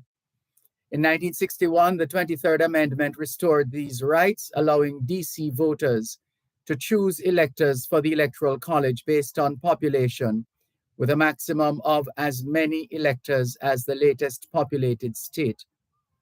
I beg your pardon, as the least populated state. With a current population of over 550,000 residents, 61 square mile DC has 3 electoral votes, just like Wyoming, America's smallest state population-wise. The majority of DC's residents are African Americans, and they have voted overwhelmingly for Democratic candidates in past presidential elections. In 1970, Congress gave Washington, D.C. 1 non-voting delegate to the House of Representatives, and with the passage of 1973's Home Rule Act, Washingtonians got their first elected mayor and city council. In 1978, a proposed amendment would have given D.C. the right to select electors, representatives, and senators, just like a state, but it failed to pass, as have subsequent calls for D.C. statehood. The Suez Canal connecting the Mediterranean and the Red Seas was inaugurated in an elaborate ceremony attended by French Empress Eugénie, wife of Napoleon III. The first ship sailed through the Panama Canal on this day in 1913. It was a steamship called Louise. The Panama Canal connects the Atlantic and Pacific Oceans. And let's see. At this time, we hear a lot of talk about getting together canned foods in preparation, etc., etc. So where did that start? The business of canning. Well, we'd have to go back to 1749. The inventor of canning, Nicolas Appert, Nicolas Appert. And because it's French, you wouldn't pronounce the S or the T. But if you're running it on, as it is done in speaking the language, instead of saying Nicolas Appert, you say Nicolas Appert, Nicolas Appert. So the inventor of canning, Nicolas Appert, was born on this day in 1749. How does that old saying go? Eat what you can and can what you can't.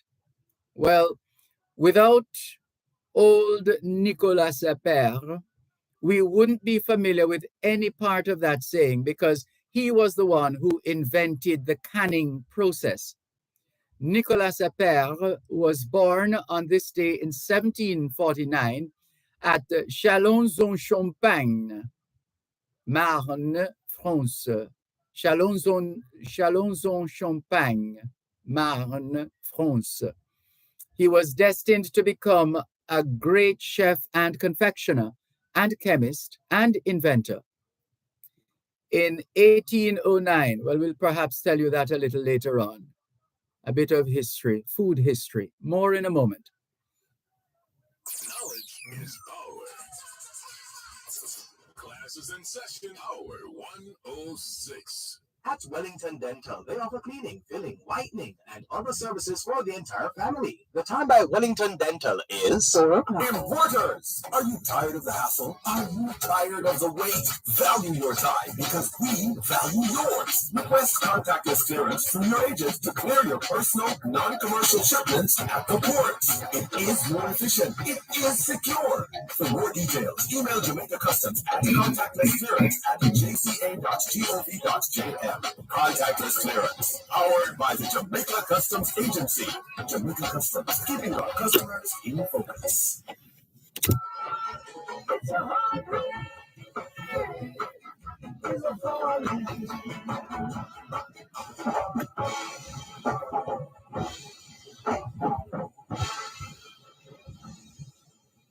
¿Qué hora es en espagnol? Son las 4. Quelle heure est-il en français? Les 4 heures. Ciencia, TDN le, CDN.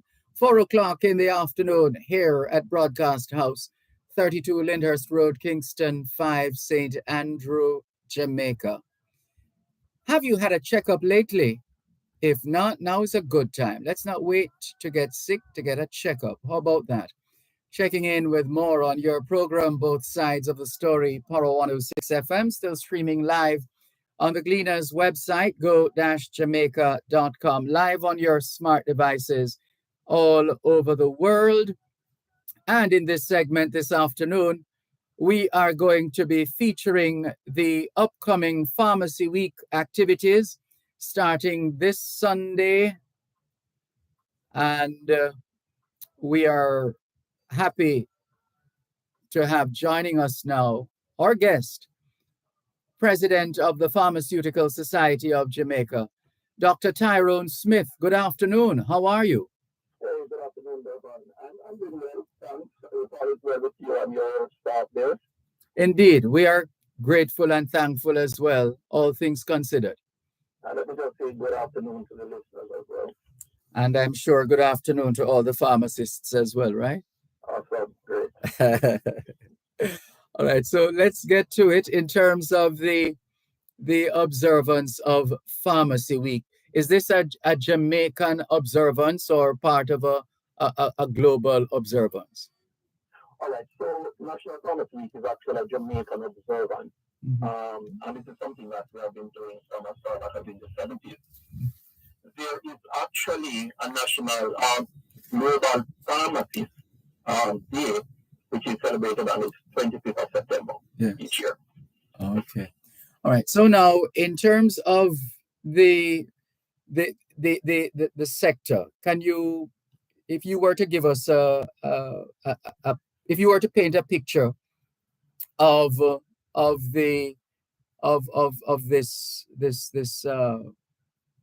this area, the area of pharmacy, and pharmacists and all the others that relate to Pharmacy Week, what would that picture look like if you were to paint a picture of the state of pharmacy in Jamaica at this time? All right, let me just say that we have a pharmacy. Hello?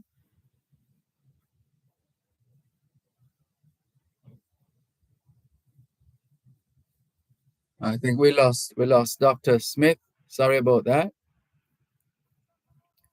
We'll try to reconnect in just a moment. Dr. Tyrone Smith, President of the Pharmaceutical Society of Jamaica, PSJ. We were on the verge of getting his answer to the question of if he could paint a picture of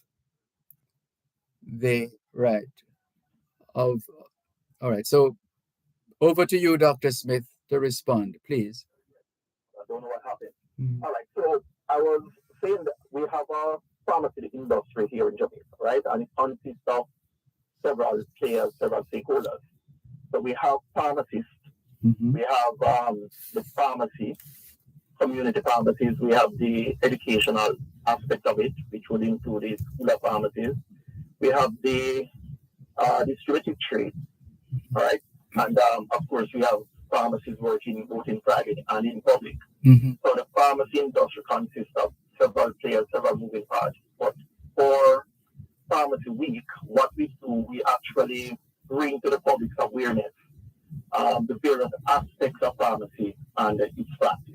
Yeah. Yes.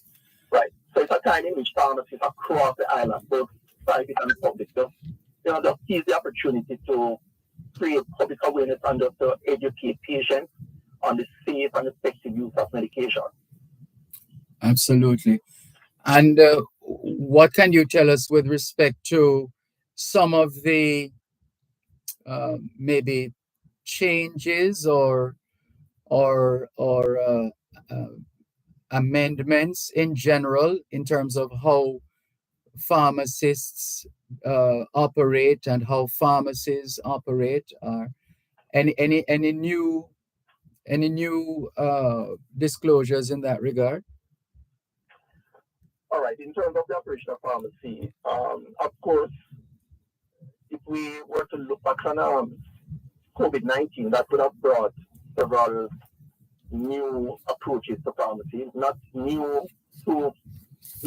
in the sense of newness, but in terms of how we practice, because these things would have existed in other jurisdictions. Understood. And one of the things is really the online situation. So what we are trying to do now, and you would have heard the health minister speak about this thrust in terms of the electronic dispensing and prescribing. Yes. No, we're not there yet because all of the teething pains have not been worked out in terms of getting that on board. But I'm certain, and I'm very hopeful that in the near future that that would have been one of the things that is going to change the landscape of pharmacy practice in Jamaica. Right? So those are some of the things. But in terms of other changes, we have seen a consistently aging population, right? And it means then that the persons are definitely living longer. So in terms of the non-communicable diseases that we're seeing here in Jamaica, it means that more medications are being taken. So the need for pharmacist intervention is going to become even more critical, right? So we don't want to downplay, we don't want to underestimate the vital contribution that pharmacists are making in this country as it relates to being a part of the healthcare system. Right. It is arguably we can say for sure that pharmacists remain the try to put this in context. Pharmacists remain the first portal of entry. Pharmacy remain the first portal of entry into the healthcare system, right? And pharmacists are always going to be seen as the most accessible healthcare provider, right? And I'm putting that out there, and I'm open to any kind of argument where that is concerned, because the profession of pharmacy has always been there. We're in the communities, we're in the public sector, we're everywhere. That you think about every nook and cranny of society would have touched pharmacy at some point in time.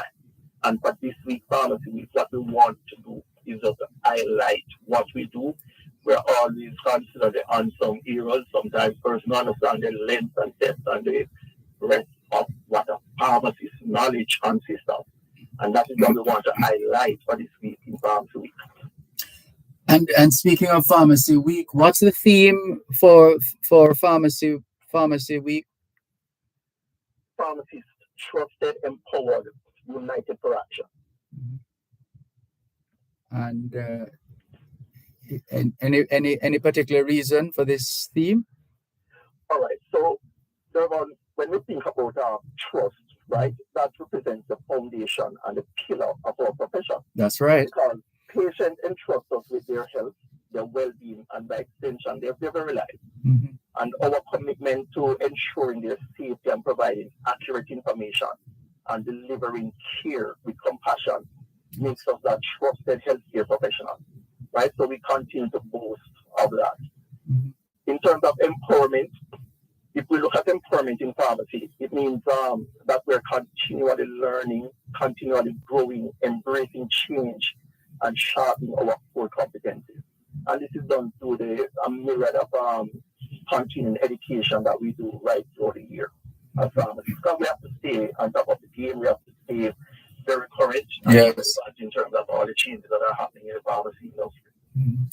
And what are some of the activities we can listen out for or look out for or participate in through this week's observances?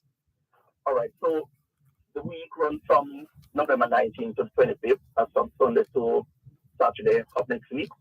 And we start things off by just honoring God for what He has done for us. So we'll have church services across the island, different locations. We'll have church service here in Kingston, Providence Methodist Church. We have in Mandeville, we'll be in Montego Bay, and other places where groups of pharmacists will just come together and attend the church services, right? On Sunday also, we have the Grace Allen Young Memorial Lecture. And of course, this is Dr. Grace Allen Young was one of our stalwarts in pharmacy. Exemplary pharmacist, civil servant, and everything like that. She was one of our permanent secretary in the Ministry of Health. So it is someone that has contributed much to the professional pharmacy. Was a lecturer, she's a farmer, I was a farmer, past president of the Pharmaceutical Society of Jamaica. So there is a lecture that is done every year just to remember her work and her legacy in pharmacy. We have health fairs that will be happening across the island. Kingston Public Hospital, Bustamante Hospital for Children, Cornwall Regional, in Mandeville. The Three Angels Pharmacy will be having health fairs in Sablamar, Westmoreland, Royal Pharmacy. So health fairs are happening. And I must point out, Dervan, that these health fairs are actually coordinated by pharmacy interns and students under the supervision of pharmacists, of course, because we want to give them an opportunity to demonstrate and develop their organizational skills and their leadership skills, right? Yes. On Monday at the University Hospital of the West Indies, we will have our official opening ceremony, and the Honorable Dr. Christopher Stockton, Minister of Health, will be giving our keynote address. There's going to be a public forum. I think you're probably familiar with the public forum, Dervan. So we will do that on Tuesday, and that's at the Bethel Baptist Church in Arbitrary. And the public forum is really a time when we invite the general public to come and just talk to pharmacists and have pharmacists talk to them different topics that will be presented. And I think it's very fitting, right, with some of the topics that are being presented this particular time around. We're going to be looking at sleep deprivation and its impact, right? We will be looking at healthy eating on a budget, and we will be looking at exploring and understanding mental health issues. So these are some of the topics that we invite the public to come Arbitrary Bethel Baptist Church on Tuesday. We'll be there at 6 o'clock, and the floor is just open from, as a matter of fact, between 5 to 8 we'll be there, right? And the floor will be open. We will have the CEO of the National Health Fund there as our keynote speaker. It sounds like a lot of useful activities and worthwhile outings as far as your schedule is concerned. We're happy for this. I just want you, for emphasis, to say to drive home the reason why the Pharmaceutical Society of Jamaica does what it does, especially in a week such as this. For those who are wondering, so why them observing? What them, you know?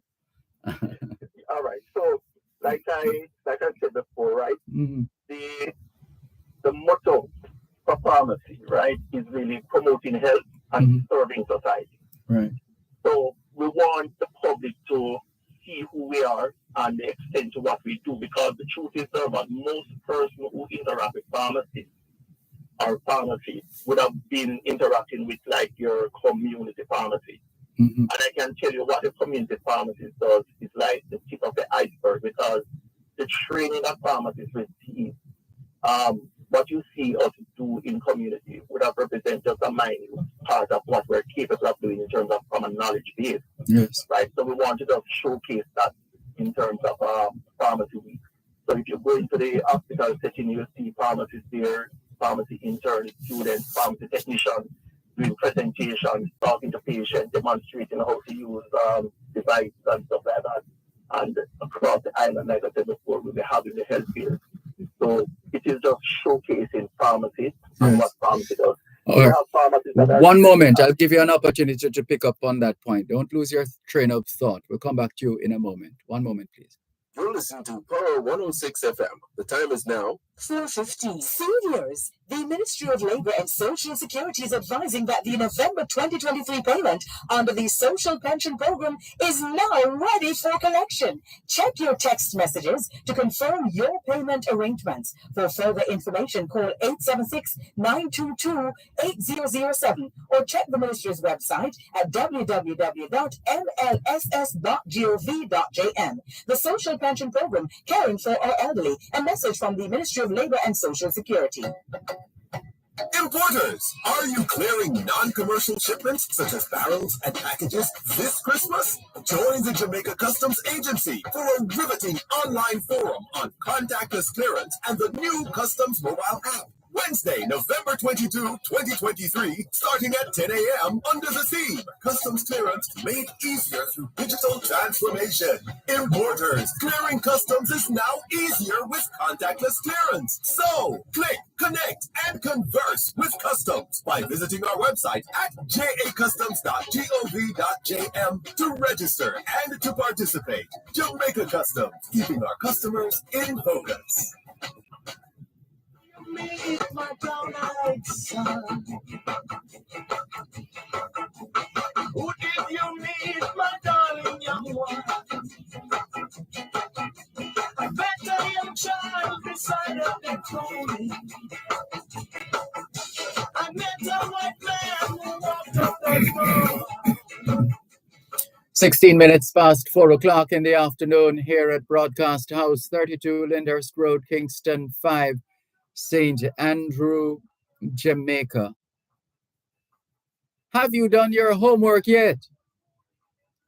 Yes, young people, we know you didn't go out to school today, but you know what we always say, whether or not school is out,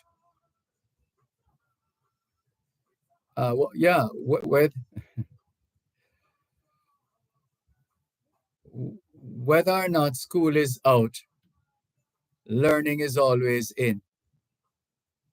Learning is always in. It doesn't stop. As long as we're alive, learning continues. So we trust you had a productive day of learning. So even though you didn't go out to school as normal, but you stayed at home, the teaching continued at home, as I understand it. So we trust that you had a productive day of learning. Hope you also managed to get in some physical activity, just as important as mental activity. As we always say, young people, socialization makes you educable. Education makes you trainable. Training makes you employable. And the right attitude makes you successful. Homework time, young people. Continuing with more on your program, Both Sides of the Story, Power 106 FM, as we get ready for National Pharmacy Week, put on by the Pharmaceutical Society of Jamaica. The theme, Pharmacists, Trusted, Empowered, United for Action. And we have with us Dr. Tyrone Smith, the president of the Pharmaceutical Society of Jamaica. And Dr. Smith, you were sharing with us some more when we had to take the break. All right. So, I was actually speaking about the level of training that our pharmacists would have attained to. So we have those pharmacists who are being trained at the degree level, the bachelor degree level, and we do have pharmacists who are trained at the doctoral degree level. Yes. And at the doctoral degree level, those are referred to as clinical pharmacists, right? And these are pharmacists that would be in your hospital setting all the time, going on ward rounds with doctors and actually just offering bedside care to patients. So it speaks to the different aspect of the practice and what we are capable to do as we would have gotten from our training. Yes. Another feature of the pharmacy week, Dervan, that I want to highlight before we go. Yes. The induction ceremony for new pharmacists. So every year we have pharmacists that would have graduated, done their final exams, and issue with their license. And the Pharmaceutical Society would have convened what is called our annual induction ceremony. And this is where we just welcome them into the profession. So we would have different stakeholders to come together and present them with dispensing jackets. We have a particular company now coming on board that is giving them vouchers to get their stamps done and the presentation of certificates and stuff like that. So it's just how we build that fellowship and camaraderie and just invite them and welcome them into the profession of pharmacy. Yes. And that will be taking place on Wednesday, November 22. And this is at the University of the West Indies Medical Faculty. Right. And in terms of the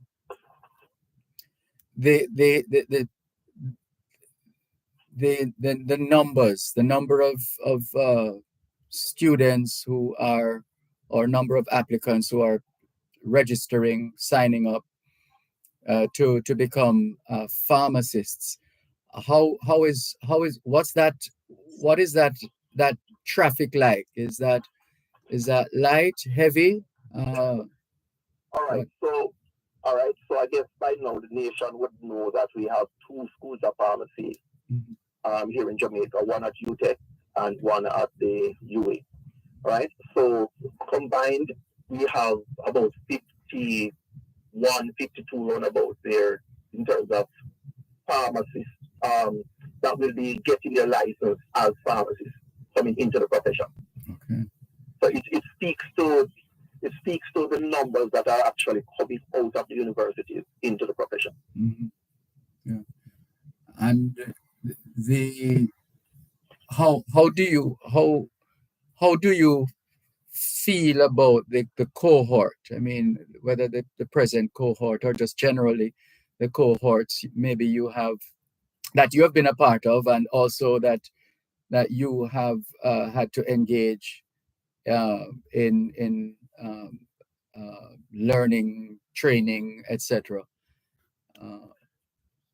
All right, so I think that's a very interesting question, because the cohort that I was a part of, what you're talking about, from I entered pharmacy school in 1990s,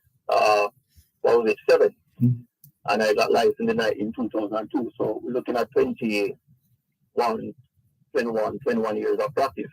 Now, on how the pharmacy educational thing is structured, you have the schools of pharmacy that does the training. You have the pharmacy council that does regulate those training. And of course, the structure is such that pharmacy students would have gotten the opportunity to come out and do practicum through the externship program.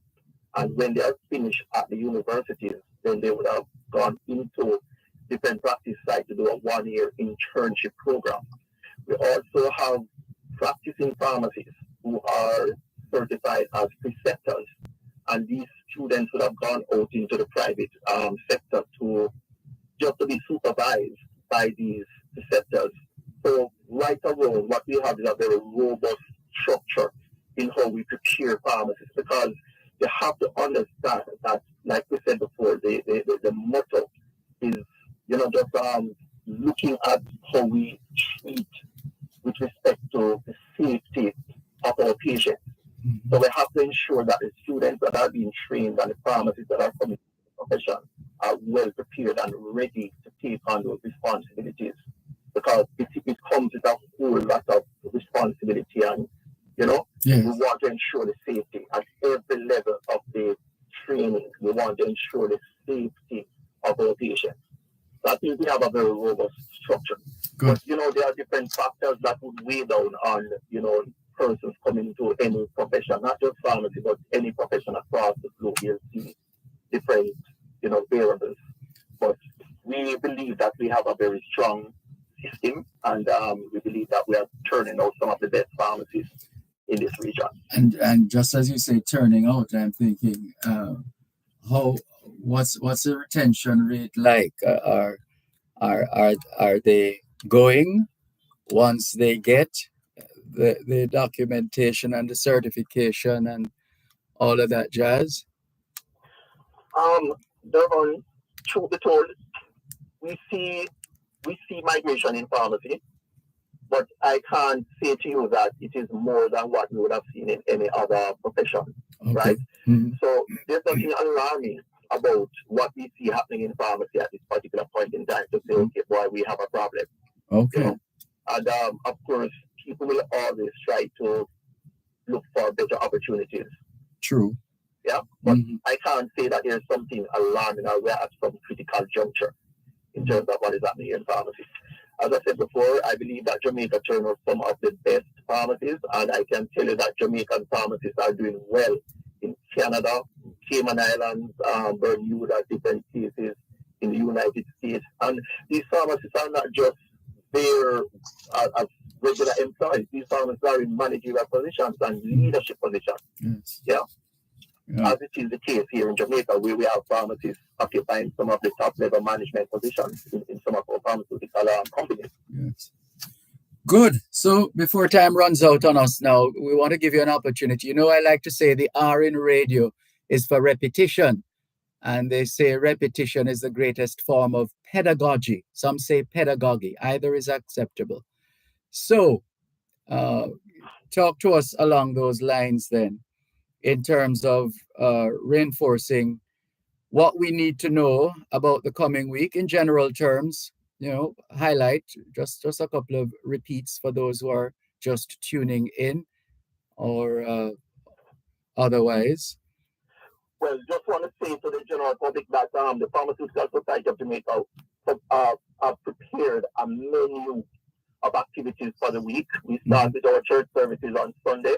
We want to invite you to just follow us on Instagram at Pharmacy Society Jamaica, and you'll see the calendar for the week. You can go on our website, psjjamaica.org, and you'll see all of the calendars set out for the different activities and different times that these activities are happening. But we have the church service, we have the Grace Holiday Young Memorial Lecture, we have opening ceremony at UWI, and we have public forum at Bethel Baptist Church, Arbitrary, and of course the induction ceremony for all new pharmacists.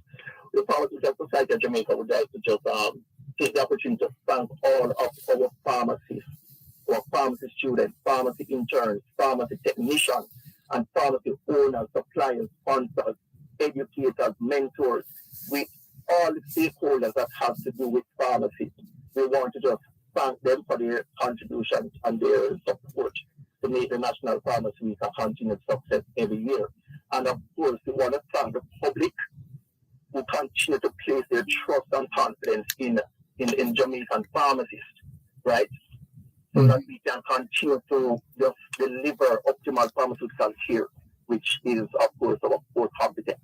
So thank you for the opportunity, and we say to the public, make sure that you are somewhere where something is happening for pharmacy for this coming week. I like that. Thank you very much. You've said it well. You've said it very, very well, Dr. Tyrone Smith, President of the Pharmaceutical Society of Jamaica. We look forward to keeping our listeners abreast of activities as the week ensues, and we stand ready to continue to provide a platform for the Pharmaceutical Society of Jamaica in getting the word out. Sorry, go ahead. And Dervan, before you go, I just want to let the public know that your station will be covering the public forum on Tuesday. Okay. So if you are not able to make it, then tune in to Power 106. Wonderful. Sounds good. Thank you. Thank you. It's been a pleasure. It's been a pleasure, Dr. Smith. Thanks a lot. All the best. Definitely. All right. Take care. Dr. Tyrone Smith is the president of the Pharmaceutical Society of Jamaica, PSJ, and he was preparing all of us for what is to come as far as National Pharmacy Week 2023 is concerned. And we look forward to all that will unfold during Pharmacy Week from the 19th of November to the 25th under the theme Pharmacists Trusted, Empowered, United for Action.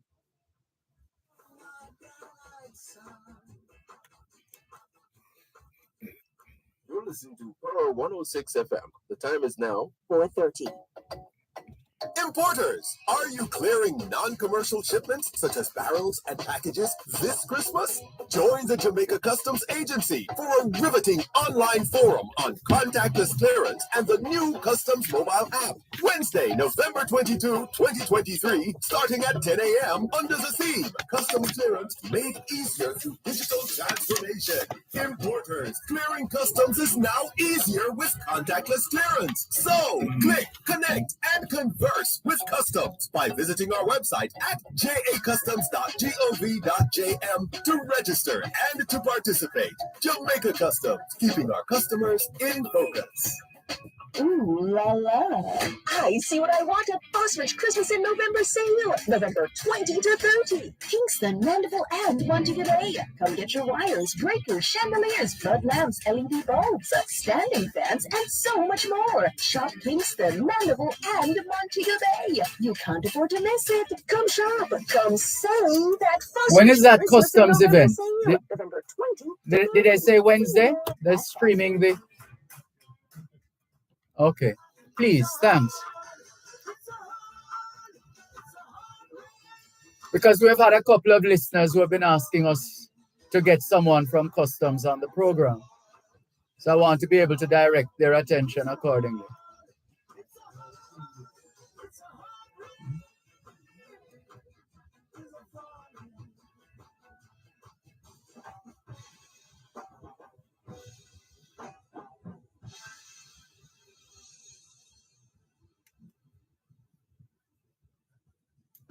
Wednesday, okay.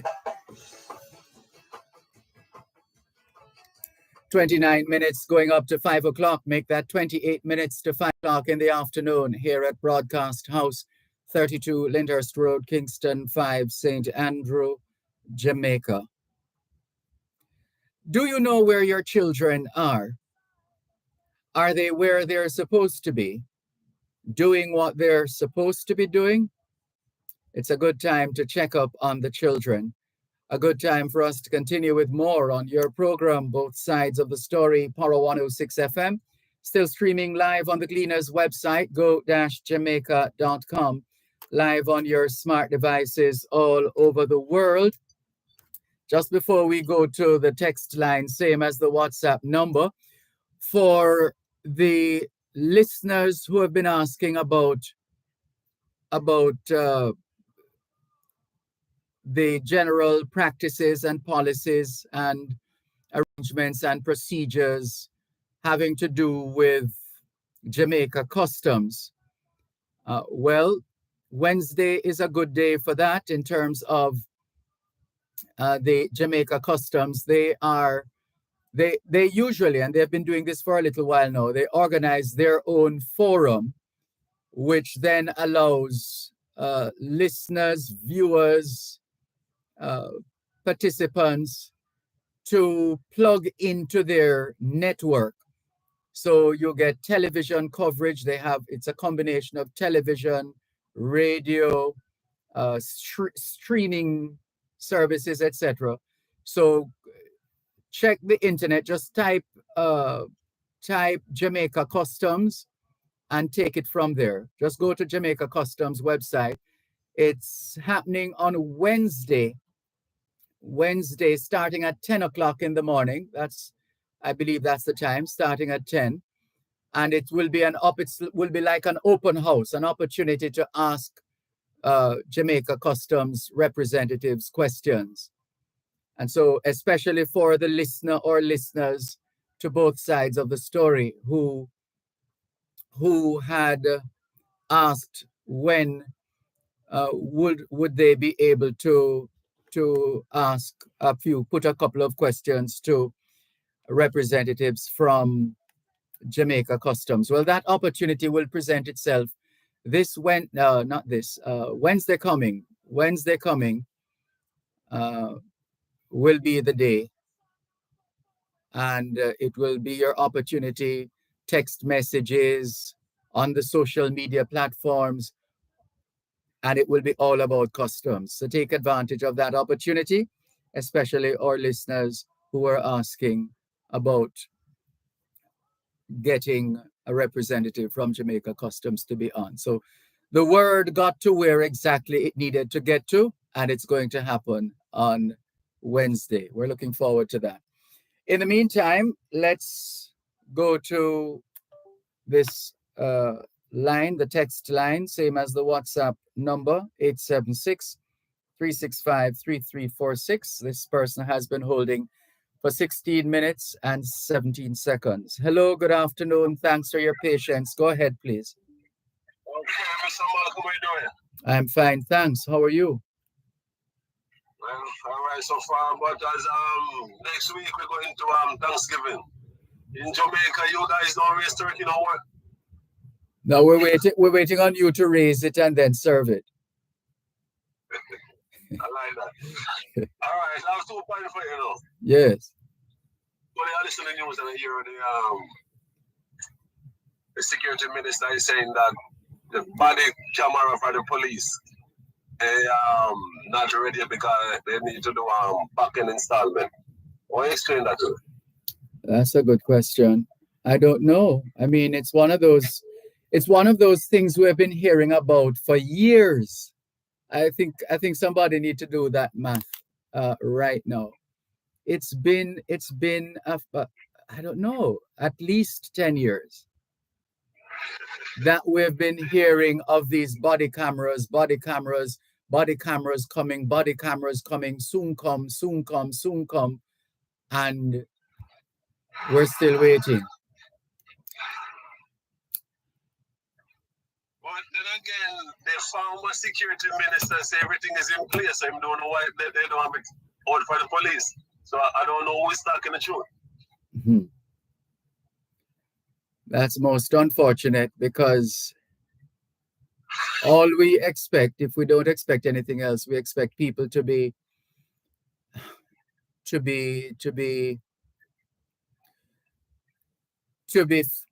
I tell you what I'm searching for. It's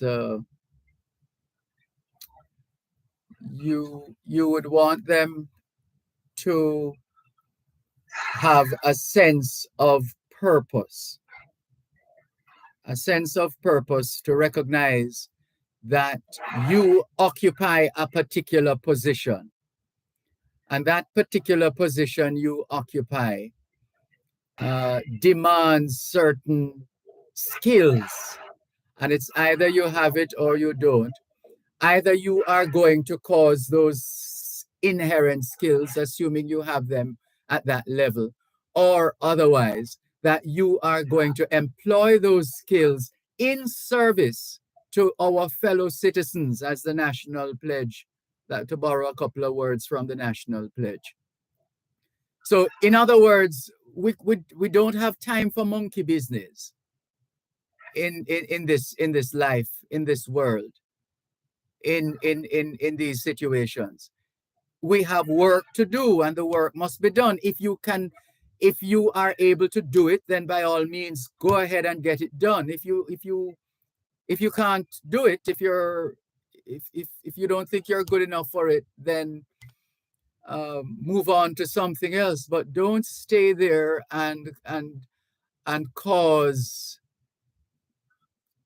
things to flop because of ineptitude and laziness and everything else. Either it's going to be done or it's not going to be done. And let's be clear about it. We did announce that on this time or at this time this would happen. It hasn't happened. This is why. And reason with people. Our people are not unreasonable. Our people are not unreasonable. We just want to know what is happening. And we don't want any gyo. Don't come to us with any gyo thing. Truthful, honest, and to the point. Tell it like it is. Ask the questions. And and interrogate the responses as well. But we can't keep doing this where we make these announcements.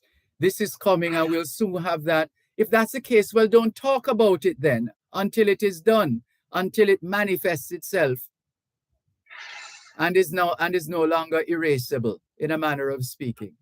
We have to do better than this, because we don't have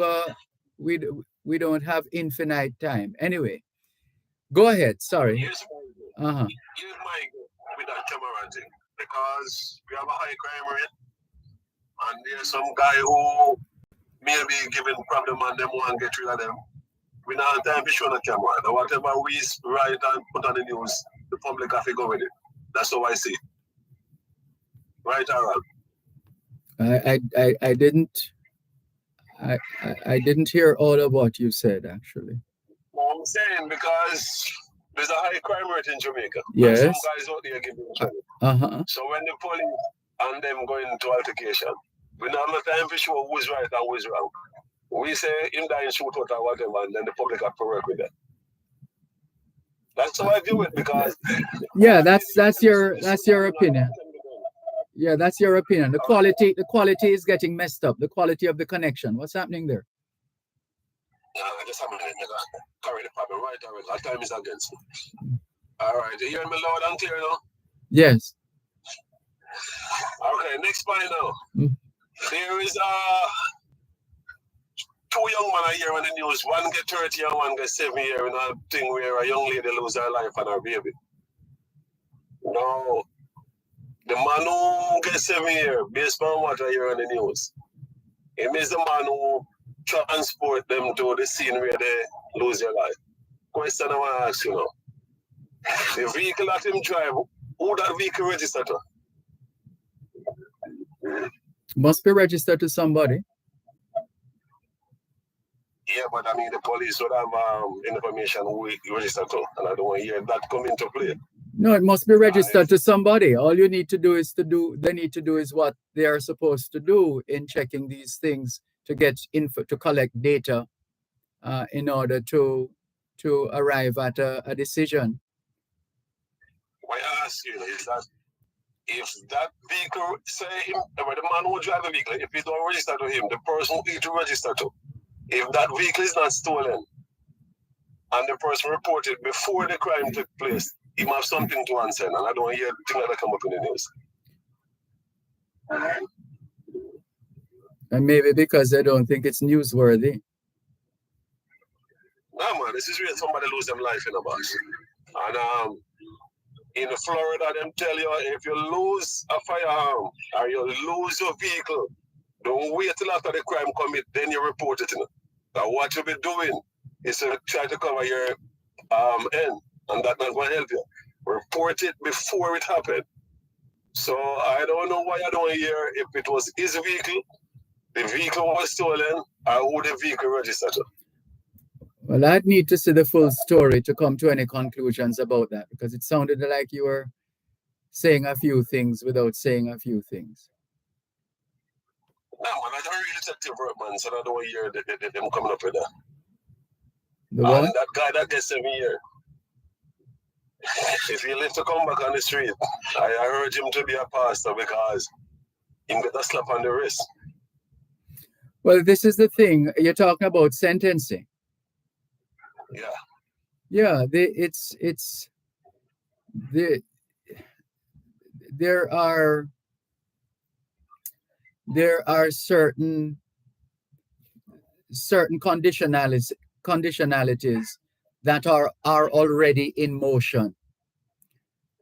If an individual or a group believes that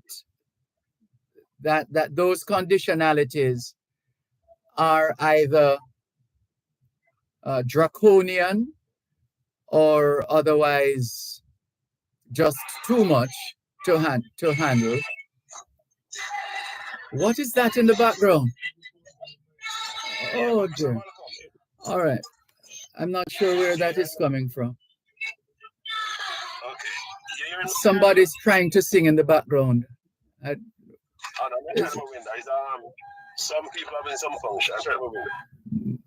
Okay, in the state of Florida, if you is the driver when a crime commit, you know them gonna slap you harder than the man who like for the man who Well, the matter has to be investigated. Yeah, but if you and the guy confess him drive them there, but it's not him doing whatever. So what they do, they stamp on certain practice. In that case, it sounds like being an accessory to a crime. Yeah, so them jerk you harder. And if you notice, even right across the United States, most of those mass shooting, one person act alone. Because the driver, him have so much to deal with that people scared of doing that. So. All right. Thank you. We have to leave it there. We have to leave it there. Thank you. Thank you for the call. Take care.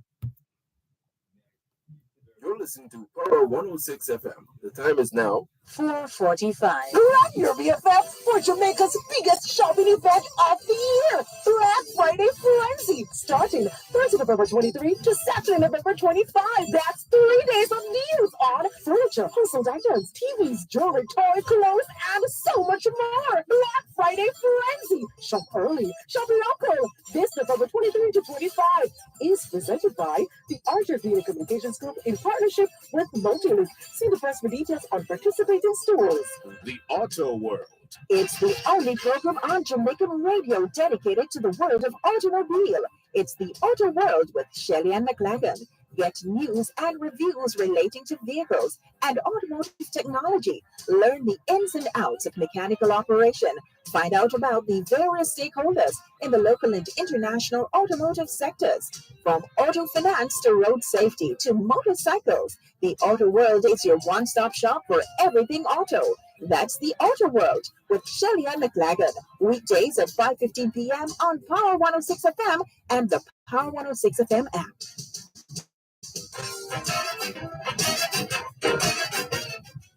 Nobody listening. I heard one person stop, I heard many people laughing. Heard the song of a poet who died in the gutter. Heard the sound of a clown who cried in the pain. It's a hard, it's a hard, it's a hard, it's a hard, it's a hard rain.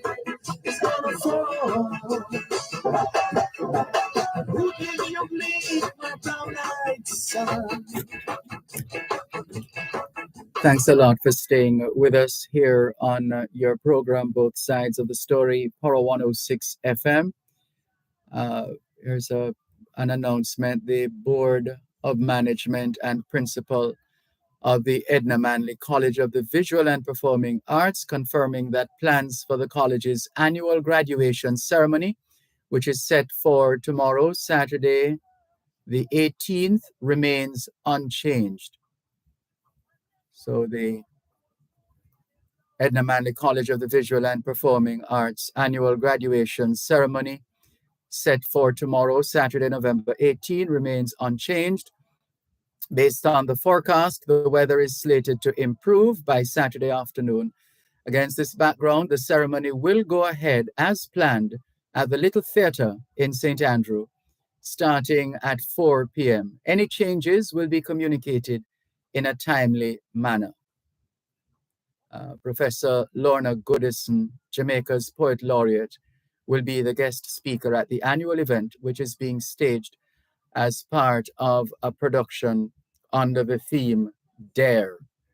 The graduates will receive associate's and bachelor's degrees in music, drama, visual arts, dance, and arts management and humanities, as well as the postgraduate diploma in arts education. Let's continue with more on your program, Both Sides of the Story, Power 106 FM.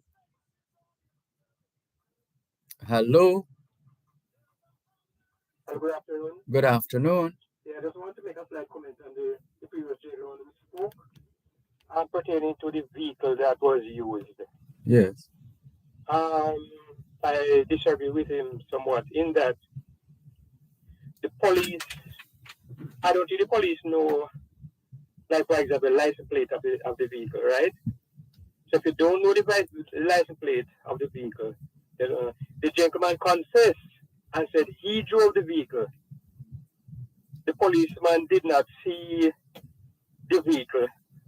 I don't think the policeman they saw the vehicle. I don't think the court or the police saw the vehicle. You understand what I'm saying? Yes. He confessed that he drove the vehicle. They didn't go anywhere to ask whose vehicle it was, anything like that. Just like I presume, like other crimes and so on, the gun that was used, I don't think the police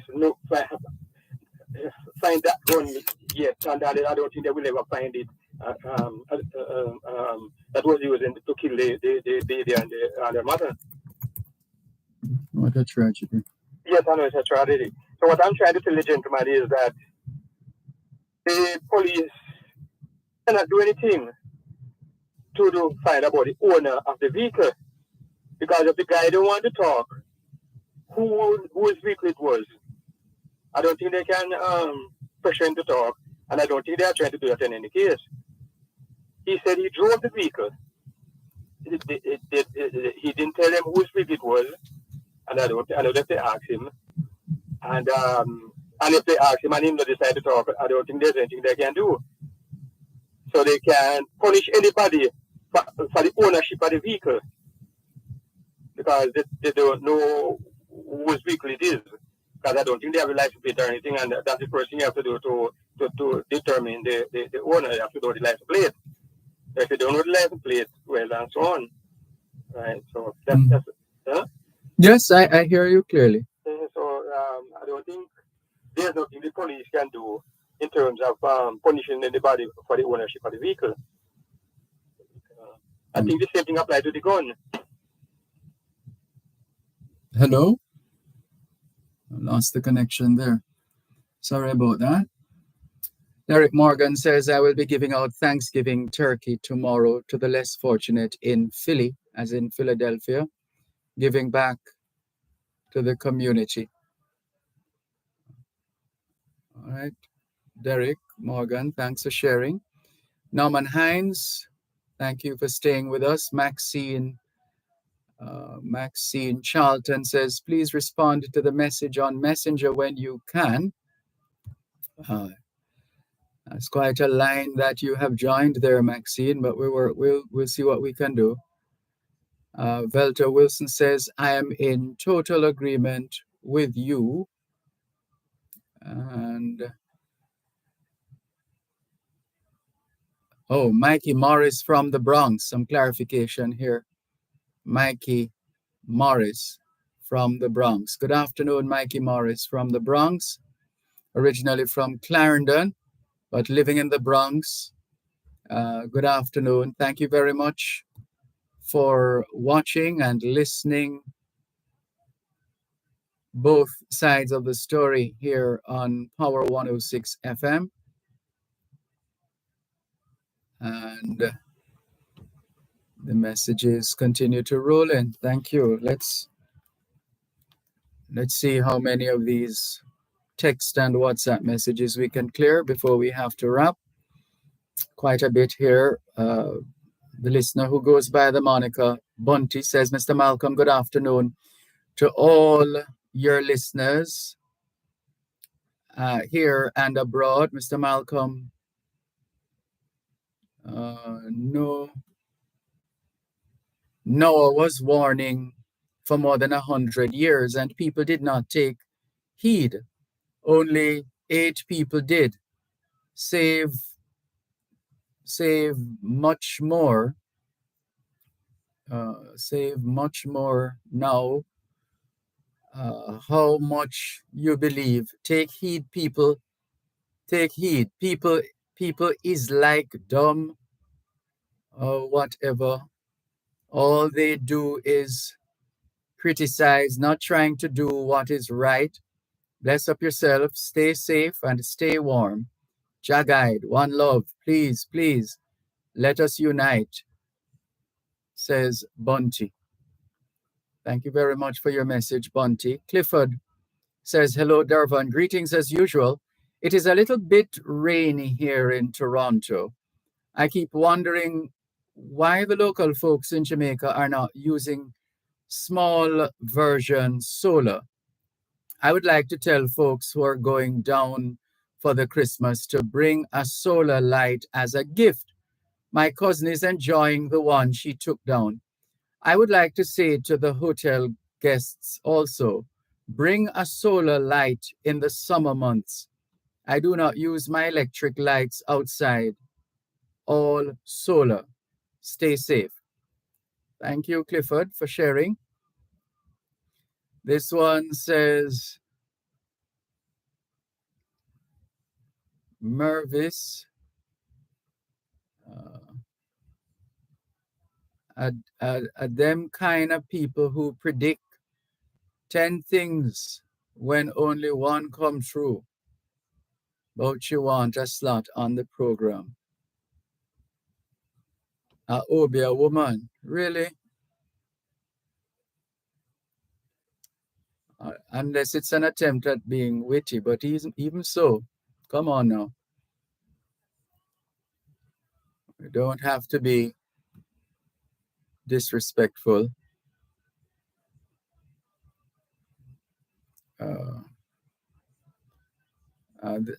Velta Wilson has shared with us a video, a YouTube video on the St. Thomas flooding. All right, we'll check it out when we're able to. Barbara Horton says, Mr. Malcolm, good afternoon to you and all your listeners all over the world. Mr. Malcolm, there's a lot of rain in my area. The light went earlier, but it is back now. I hope all of Jamaica or Jamaicans will keep safe and dry. Have a great weekend, Mr. Malcolm. God bless you. Bless you too, Barbara Horton. Franklin McDonald in Guelph, Canada, shares with us the El Nino link, El Nino and global warming. What's the connection?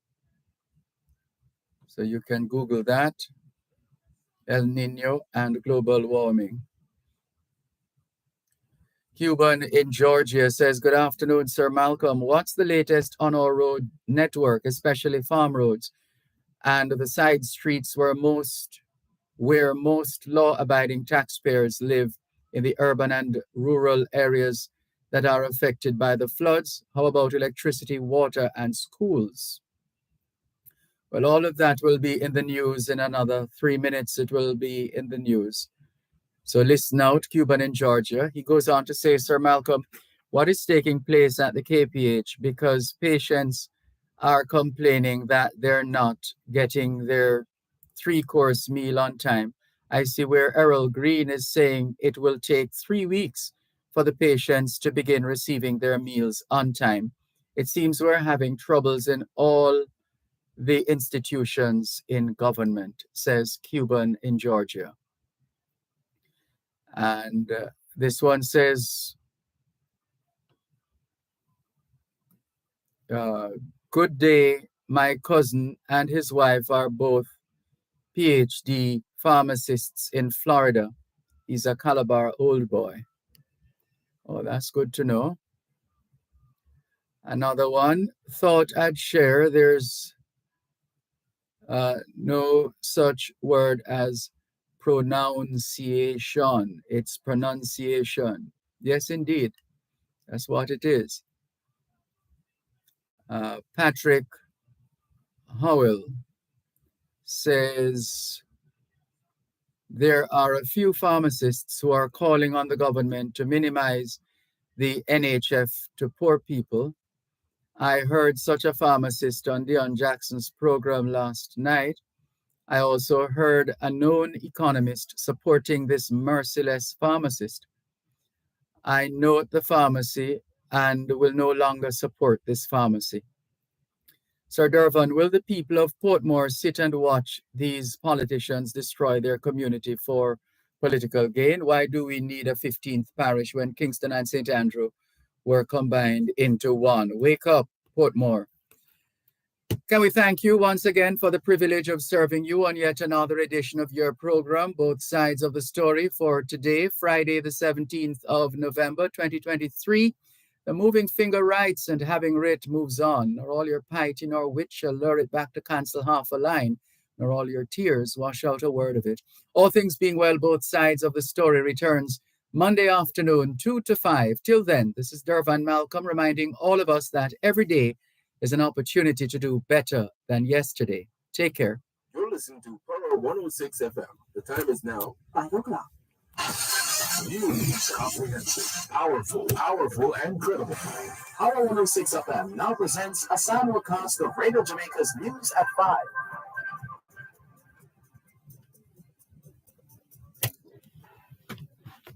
Bye.